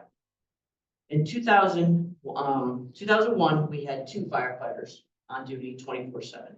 It wasn't until 22 we increased them to 3 firefighters on duty, 1 officer, 2 firefighters. Right now, I have 2 shifts that have 4 firefighters on them with the grant, and 3 firefighters without the grant. On the days that I have the 4 firefighters on, I can handle multiple calls. Right now, our multiple calls, which means we do 2 or 3 more calls at one period of time that our apparatus is out of the station, has increased by 61% since 22 when we started going with 3 across the board. Our calls for service has gone up in the past 2 years, 28% in the 2 years. That's still with just the 3 people on duty. We also cover Canterbury. Canterbury, when we go down there, takes us away from our town for a little bit longer. Every time we go to Concord Hospital, when I have 3 on duty, I have to call for emergency recall for station coverage because I don't have enough people to then cover the ambulance or even to cover any multiple calls. Bringing 4 firefighters full-time on duty will also help increase our NFPA, which is 1710. Those numbers probably don't mean anything to anybody. However, having increased people on duty gets us to emergency medical calls, emergency fires sooner with more personnel on there, also affecting your ISO ratings, which again, are raised up because of not having a ladder truck and could be affected by the tanker. With increased staffing, I can decrease my overtime. I was on a pretty good year on the days that we weren't having that. I had 4 on. I didn't have to call as much. Unfortunately, we had something late in this year, which has kind of changed my overtime a little bit, just from someone being on short time duty, a short time. So basically my goal is is to eventually get 4 full-timers on a shift. That way we have things covered a little bit better. It's keeping myself and my assistant chief having to come out during the day when we're out doing inspections, doing meetings and other things, having to stop doing what we're doing to come out and take second medical calls, fire calls for that instance. Which this past week I've been on actually a numerous amount of extra medical calls. As we've had a busy week. And then hopefully not having to fire 2 people at the end of this grant period. Thank you, Chief. Anybody else would like to speak to ballot number 32? Chief, I do commend you and your department for your job. Well done. I've been a recipient of your services and it was greatly appreciated. My question is, how do the number, I'm sorry, Denise Neva, Swallow Road. Thank you. How is the number of firefighters in the Belmont Fire Department compared to the surrounding towns that are similar size? As far as the numbers go. Right now, Deb Black, Belmont Fire. Right now, we are, fire chief, we are below the numbers that are surrounding us. Guilford has 5 on duty. They do just about the same amount of calls that we do. Tilton has 5 on duty. Franklin has 4 on duty, 24/7. These towns do the same amount of calls. Laconia, obviously, they have more staff on duty. They do more calls than we do. Remember, every time that we're not covering, that we're not here, we're bringing in mutual aid. When mutual aid comes in, we're then losing revenue because our ambulance isn't billing for any calls.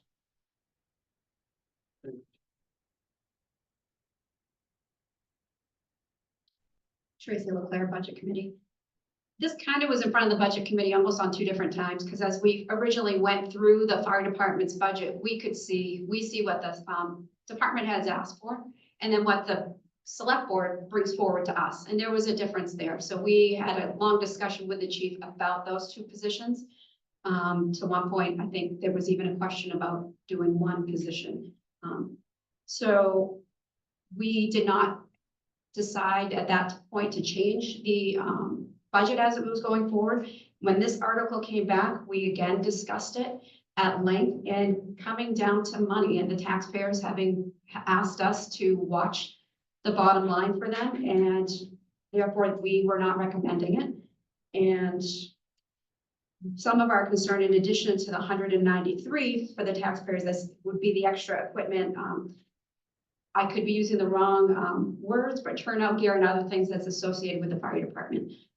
We do have a great fire department. Unfortunately for me, I've utilized them 3 times this year, and I'm grateful for that. But as a budget committee member, we were looking for the financial responsibility towards our taxpayers. Thank you. Yes. Deb Black's Fire Department. So in part of that with benefits, that's part of the gear package. Every year we also put in for the gear and the uniforms. And a lot of that stuff, even like I said, if we don't take these second med calls that are coming in, that is income to the town that we're not getting. We're just, and then increase on your insurance because of the ISO ratings, for not having us be staffed at full hiring. Yeah, and I know, Tracy, we talked about the 1, like I said, my biggest goal on that one, and then if we'd done the 1, okay, and I would hope to have done the other 1. I'm just hoping not to have to lay off 2 firefighters and try to get this department to move forward a little bit more in the future. Thank you. Just to finish that comment, yes, because it was addressed, I don't remember the exact committee member that had asked that, and it was, we do things in 2 different that something different than I'm hearing today is, I think I let my assumption be known at that time, was that I was already assuming that next year you would be coming to us asking to make those 2 grant positions also full-time. So therefore, over the course of 2 years, we were looking at 4 firefighters instead of 2. The 2 That had years, been my concern. the 2 years would be for, right now would be to, because that grant's gonna end in 26. So if we don't bring them in now and then it doesn't go through next time, then it will be done. So Right. that's why I want to get 2 So on with the board grant now. expiring, our understanding as, let me speak for myself as the chair instead of everybody else, although a lot of them are here, and thank you. My understanding, and I thought I conveyed it, that this year you were asking for 2. Correct. And anticipating 2 more next year because those were coming off a grant and we were gonna be, yes, we've been utilizing them. So why would we want to get rid of them? And we would be adding more. So one of our concerns with would be adding 2 this year and then being asked to add 2 more again next year. And that's where, as a board, came from that discussion.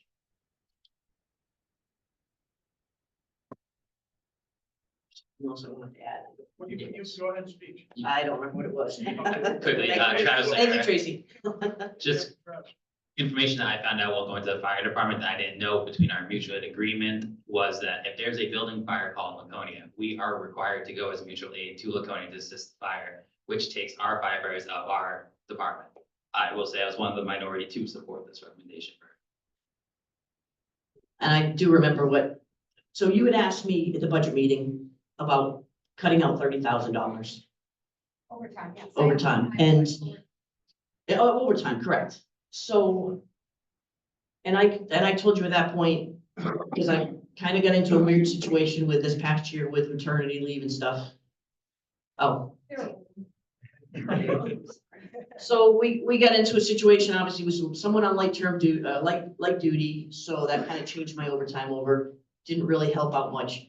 But there are times when I run 4, I don't have to bring in extra people to cover overtime. Where on the shifts of 3, I have to. So but I didn't, last year, just kind of, the numbers just got skewed. And when I was in the very beginning, we were doing great with no overtime. Come September, things changed. So that made it a lot harder to come up and say, yes, I could cut that money off. If you asked me in September, I could have said, absolutely, I'd cut that money off. And then things. Can I interrupt for 1 second? Just Absolutely. to bring everyone else up to date on what Deb and I are talking about, is at one point in our conversation during her regular budget go through, one of my committee members asked what kind of overtime would we be saving if we added a position or 2. The overtime budget at the time, I'm gonna say it was $110,000. Or 110. Wow. Don't know how I remember that. I was expecting that if we were adding 2 more people, that we would see a substantial, and Deb's answer at the time was the 30,000 that she's mentioning. That we could see that, and that's just the rest of you caught up as to that conversation. So yeah, with more firefighters on duty, I can bring in, I don't have to bring in as many people for overtime, or on a day like, we're running 2 med calls, or we run one med call and it goes to Concord, I don't have to bring in more people to cover while that ambulance is gone. On the weekends, if that happens, myself and the assistant chief aren't around to take second calls, and that's given that we're not in the middle of a meeting somewhere or across town. That's not convenient, or not, I don't want to say not convenient for us to get back to, but in an area that we can't necessarily get to in a timely manner. I personally think that this is a great thing to go before the voters rather than the budget committee having put it on. Additionally, at the time that we discussed it, I think at both times you weren't fully staffed, so it was tough as a budget committee to add 2 more people and take more tax dollars that we weren't necessarily ready to expend because we didn't have the staff to do it. I'm glad that it will go before the voters so they get their choice. And I'm looking for this year to have those 4 people on for when that grant ends, so that I can give you those numbers and say, yes, I can save this much money, but a definite, as opposed to it's weird having 4 shifts, but only 2 of them are staffed at 4. So if I can get 4 across the board, I can come back with you with pertinent numbers, which I know are going to be less. Thank you. Mary? Mary Charlie, 41 Sergeant Street. I'm assuming even if the positions are there, Deb might still have a hard time even filling the positions. As in the police, I'm a teacher, hard to fill the positions as a teacher. So I'm assuming even if we put that in there, that doesn't mean Deb's gonna have a line out the door applying. the positions at least would be there so that she could recruit qualified people who are coming in to save our houses and our lives. Thank you. Go right ahead. Thank you. Sharon Champion, Jamestown Road. I've lived in town most of my life, and I've had aging parents who are no longer with us. And I've had a large amount of experience with our fire department, our first responders, with that and some other health issues of other family members that I've had. I am the other selectman that thought that this was a good idea, because one of the things that I've noticed that's fairly new in the last couple of years is with the Concord Hospital taking over Lakes Region General Hospital and Franklin Hospital and stuff like that. The calls that our fire department increase runs to Concord, instead of just transporting someone to Laconia, handing them off at the hospital and then going back to the station and being ready. They're now having to do a lot of transports to Concord. And that leaves us in a pretty vulnerable position if two people have to leave the station at one time and there's only 3 on. I think they said they're calling other ambulances for that. Our fire department does an outstanding job at call response time. But one of the things to think about is that if you have a medical emergency, they're the first person you're gonna call, the first person you're gonna see, and maybe the person that saves your life. A little bit. Understanding with the new hospitals, stuff with Concord Hospital taking it over. Laconia Hospital doesn't take cardiac patients. Laconia Hospital does not take trauma patients. We have to take them to Concord. Even if we were to bring in a helicopter to take them, what we thought would be going to Dart for a trauma patient, they now go from a helicopter to Concord Hospital. So that's our trauma facility at this point, same with cardiac. So anybody that is having a heart attack, we are automatically going there, there's no questions asked. So that's why the change now, why we have to go to Concord Hospital a lot more. And we're a lot farther out, and it puts us out for a longer period of time. Thank you. Any further discussion on ballot item number 32? There being none, we'll move to ballot 33. Thank you. Shall the town modify the provisions of RSA 72:37B, exemption from the disabled from property tax based on an assessed value for qualified taxpayers to increase the exemption from 50,000 to 80,000 and to increase the permitted net income of the property owner from 25,000 to 35,000 or if married. A combined net income of not more than 50,000 instead of $35,000, and to increase the permitted net assets of the owners not to be in excess of $200,000 instead of $100,000, excluding the value of the person's residence. A majority vote required. Is there anyone who would like to speak to ballot number 33?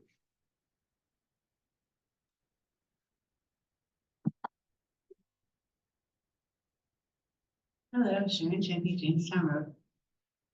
I researched this topic because there was other towns around us that were going through this process, increasing these numbers for the senior citizens and the disabled people in town.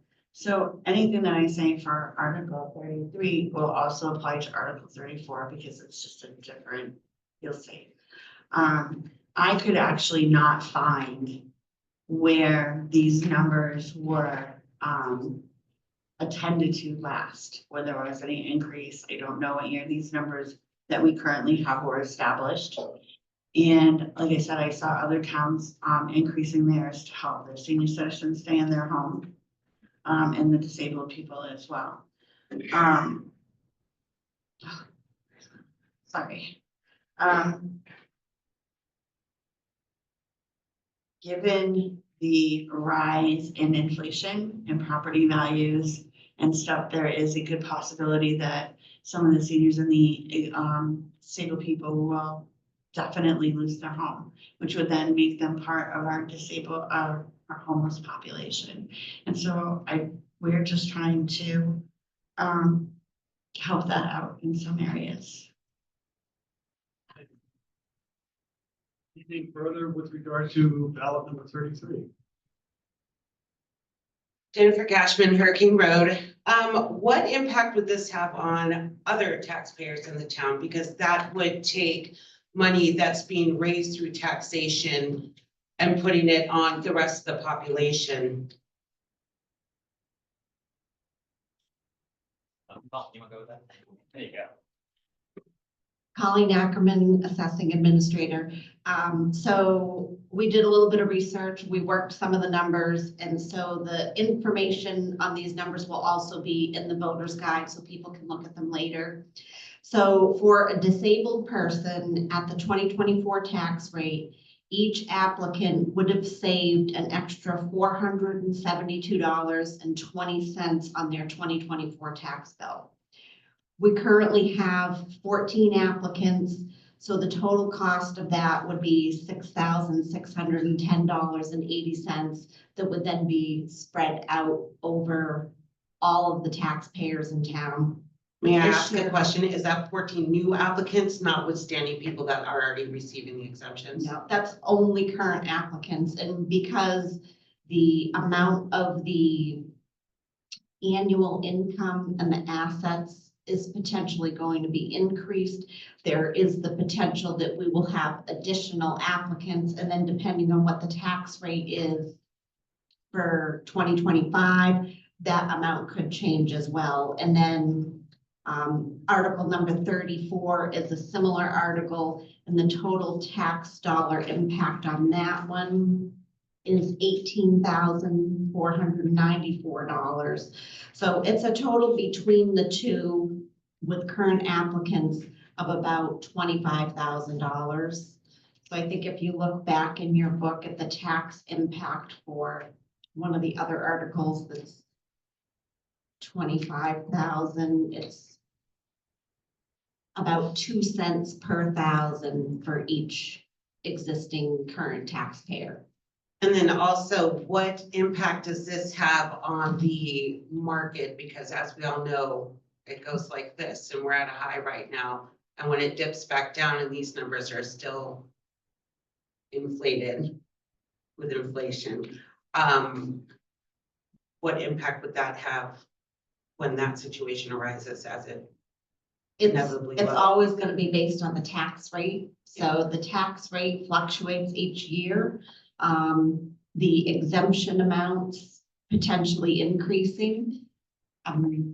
I think that you could do something to try to decrease those in the future. Most people would not want to do that. I think speaking maybe for what happened in the board meeting, I'm not putting words in their mouth, but what part of what was discussed was to make a small incremental change for right now and see how things go, rather than making a big, large change in case there are significant changes to the market in the future. Thank you.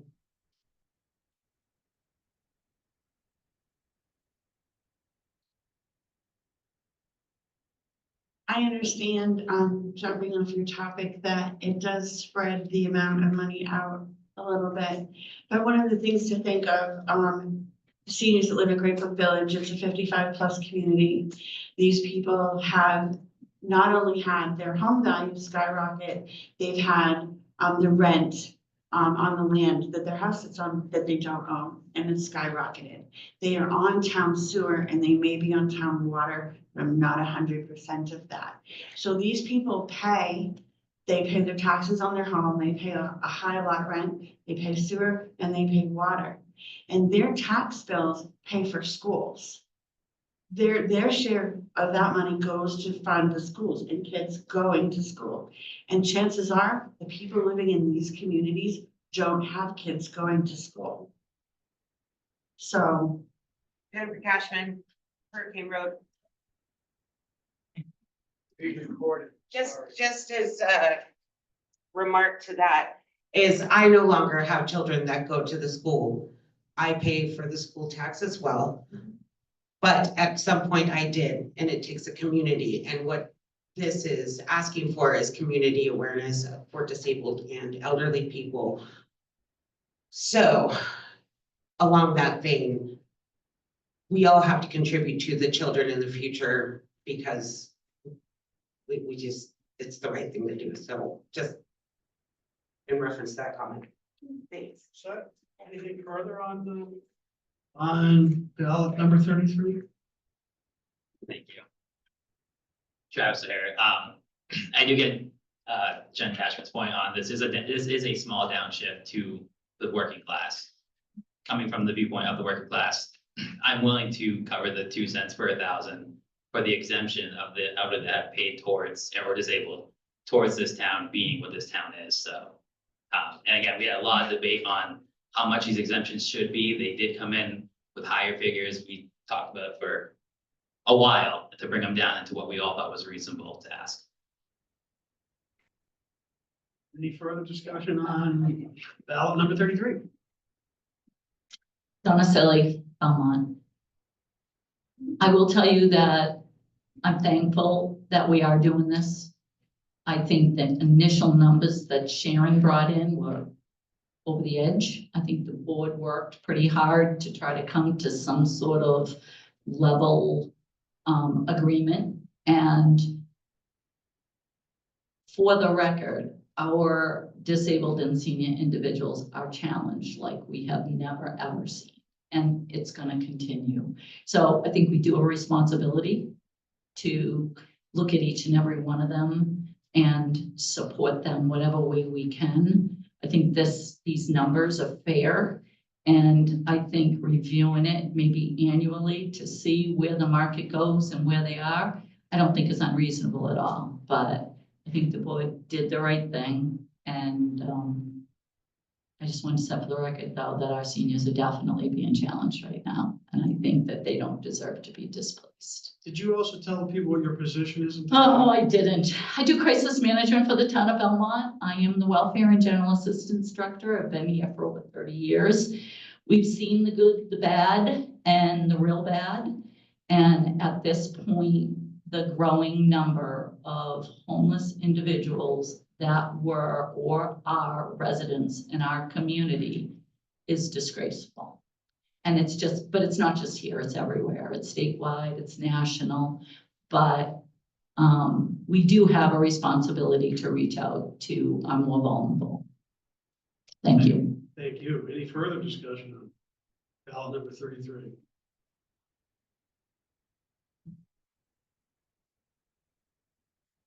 Ron Mitchell, Union Road. I just want to remind people how much we give discounts for veterans, which is a lot more money than this. I'm a veteran and I appreciate what the town does, but if you look at the list in the town report, you'll see the number of people that receive a good discount on their taxes. So I think it's well worth it. Thank you. Any further discussion on ballot number 33? Being none, we'll move to ballot number 34. Shall the town modify the provisions? Excuse me. Sorry. Jessica Fleck, Vineyard Way, motion to restrict reconsideration of Articles 29 through 33 per RSA 4010. Do I have a second? All those in favor? Aye. All those opposed? Thank you. Ballot number 34. Shall the town modify the provisions of RSA 72:39-A for elderly exemption from property tax in the town of Belmont based on assessed value for qualified taxpayers to be as follows? For a person 65 years of age up to 75 years, increase the exemption from $65,000 to $80,000. For a person 75 years of age up to 80 years, increase the exemption from $80,000 to $100,000. For a person 80 years of age or older, increase the exemption from $125,000 to $150,000. In addition, to increase the permitted net income of the owner from not more than $25,000 to $35,000, or if married, a combined net income of less than $50,000 instead of $35,000. And to increase the permitted net assets of the owners to be not in excess of $200,000 instead of $150,000, excluding the value of the person's residence. Would anybody like to speak to ballot number 34? Is there any discussion on ballot 34? Yes. Denise Davis, Swallow Road. So are the net assets separate from the annual income? They are. Okay, thank you. I think the answer to that was they are. I don't know where it came from. Over there. Where? Yeah, that answer came from Colleen Ackerman. Thank you. Any further discussion on ballot 34? There being none, we'll move to ballot number 35. Are you in favor of increasing the number of cemetery trustees from 3 to 5? This article is submitted by petition. Is the petitioner here to speak to that? You? Okay. So, I put forth this petition as cemetery trustee, Sharon Chandy, Jamestown Road. We have put this up a couple of times. We have a lot of different projects going that we're doing, and we would like to have more members to help us. We are, I believe, the last holdout or one of the last holdouts that still has 3 members. Most other boards have 5 to 7 members. Right now, we're working on rebuilding historical data, doing stone repairs and stone cleanings through volunteers or other board members. And we would just like the other people to be able to be full board members and have their say. Sure.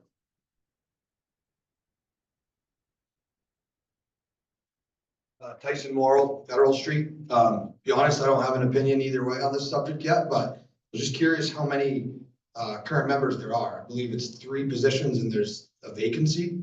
Is that correct? Is there, if there's a vacancy, the interest in participation is not even there? I'm just looking for some clarification. So right now, last year in March, the Board of Selectmen gave us permission to have alternates. So right now, there's 3 sitting board members, and we have 2 alternates. So I also have, their terms are up. One is just resigned last week. I have 2 people turn in applications to fill those alternate slots now, and I have 1 other person who's volunteering right now with an eye of, if this passes, she would like to either be one of the 5 board members, or she would like to be an alternate on how that shakes out. So I actually have 6, possibly 7 people willing to put in a good amount of effort in getting us where we want to go. Thank you. And just to clarify, just a quick search on the website shows there's vacancy of those 3 positions right now. Is that correct or not? No, If not, I'm just curious if there was the support for this. I see the cemetery come up here asking for 25,000, looking for spending, it's a 37% increase in requested budget on the budget lines. I see it hit all over, and sooner or later, those 2 cents add up in involvement. I'm appreciative of this. I just was looking for more. No, and they do, and when you look at these things too, also my phone number is there, and I take phone calls from anybody who wants to talk to me. The budget number is, so to save us time and some money, we started putting our maintenance contract out to bid in the spring, because before we were doing it in the fall, and we were asking organizations or companies to bid in August or September on a contract that they weren't going to start until March. And so we found that it was costing them money to be able to try to predict what inflation was going to do or anything like that. So what we started to do is we moved it to spring, and then we put it out to bid, and then we hire for 2 years instead of 1 to save on having to do the newspaper runs and all that other stuff that you have to do. This year, or last March in voting, I was on the ballot. I was up for re-election, and Fred Wells was running against me, and Fred actually won the seat. So I came off the board for a little bit, but Kyle Dodge He was no longer a resident of the town of Belmont, and he gave up his seat, and I was appointed to sit there until his term expired, which is now, which is why you'll see my name on the ballot, because I would like to continue it again. That might be something where he left, and that might be That's why it's helpful. like that. But like I said, I do have 3 serious people willing to come on the board and work with us, and one. I don't question your commitment to this at all. I just see it pop up No, a no, lot, I looking for appreciate it. clarity, so, No, I appreciate thank it. you. Yeah.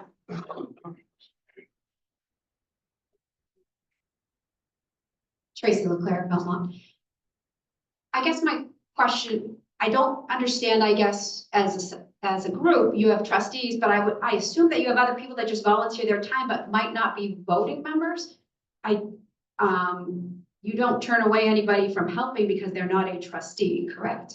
No, but it's always good to, when you're, trying to make decisions, I have found that the more people that you have helping you make those decisions, the better the decisions are. But we have been doing, we have been advertising stone cleaning, stone repair seminars. And people come, the last one I had people come from Maine. So there's a lot of, if someone's just doing that, or. So I think one of my concerns the last time we spoke about this, which might have been a couple of years ago, was having spots that we weren't able to fill. I love the idea of the alternates so that people are there and they're invested and they can fill in when something happens. I guess I don't see the need for more trustees rather than just having a larger group and you take their input and 3 people vote on it. I can see as a town that we may end up having board seats that aren't filled at some point. But what does it hurt? Going from 3 voting members to 5 voting members, what are those 2 extra people hurting? My comment was, I can see as a town where we would have boards with vacancies on them.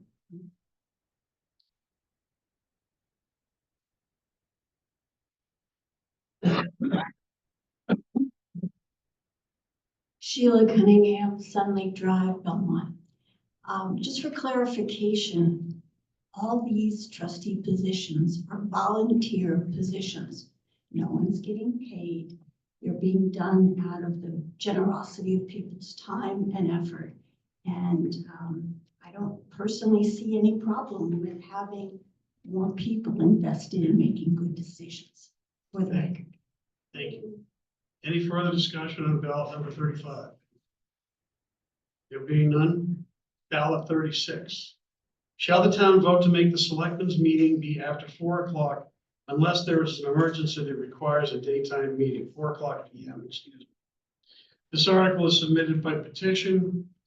The petition warranted article is advisory only. Is there a petitioner who would like to speak to this? Ballot 36. So we have discussion on ballot 36. Go ahead.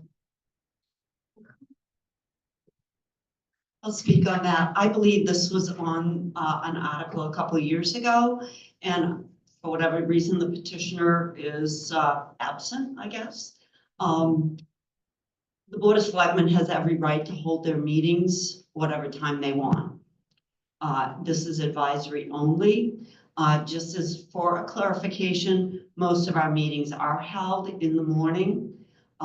We are able, it's much easier to have the department heads present at that time. I don't know about anybody else, but I've spoken with a couple department head people, and after 4 o'clock, in some cases, they're like the rest of us, ready to go home and get in our comfy clothes and maybe have a glass of wine, whatever it is. I think we have experience through the budget process. We did have some meetings in the evening, and we probably had less people there in the evening than we did in the morning. The other reason for having in the morning, if we have any hourly employees there, we have a person that takes our minutes. The meetings are held at night. That person is paid overtime. So in a roundabout way, it is saving us money by having morning meetings. They obviously can be seen, can be attended, and if requested, because I know The library trustees they all work, and I think a lot of them work out of town. We always have an evening meeting to accommodate them. And it doesn't really matter, whenever we have our meeting, we're not gonna please everyone. But that is the reason we're having morning meetings, is it's easier for us to get good participation from our department heads if it's during the business day. Thank you. Any further discussion on ballot number 36? There being none? Well, I think we have somebody who wants to talk. That's okay, thank you. Yes, ma'am. It's not on this article. I just have a general question. On these articles you put in here, Sheila Ackerstrom, Brian, sorry. On some of these articles you put in, no amount to be raised by taxation. Others you say it's 2 cents that it will increase. Why don't you put the amount that it's going to be increased on the article so that when it goes to be voted on, people know how much they're going to be charged? We do put that in the voter's guide. It's an estimate because those estimates are based off of your 2024 valuation, which will change by next fall. And it also changes based on what is actually approved at town meeting and what actual revenues we get in. So we kind of base all those numbers on the snapshot in time of now. So that's why it's an estimate. I can't put it on the warrant article as written, like as that was, because all of those factors change by the time we set the tax rate in 2025 in the fall. So you couldn't just put estimated? It's in the warrant article, but I wouldn't put, it's in the voter's guide, but we can't put it on the ballot. Thank you.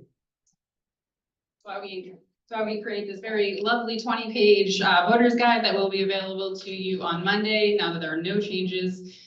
So please get it, please read it. Sorry, I'm hijacking you right now, but I was gonna say this at the end. It will be online. If you want to grab the PDF and printed, it does have some of the discussion all of the departments have, the department heads have spoken to for this. It does have the amounts that are in the capital reserves, which are savings accounts, and the estimated tax impact. So if I recall, we had no further discussion on ballot number 36. Yes, ma'am. Jessica Fleck, Vineyard Way, motion to restrict reconsideration of Articles 34 through 36 per RSA 4010. Do I have a second? All those in favor? Aye. All those opposed? There being none, the warrant article we voted on as is, and this meeting is dissolved. Thank you, folks, for coming. Hope you enjoy the afternoon. Get your shovels out, get your snow blowers. Get to work. Thank you.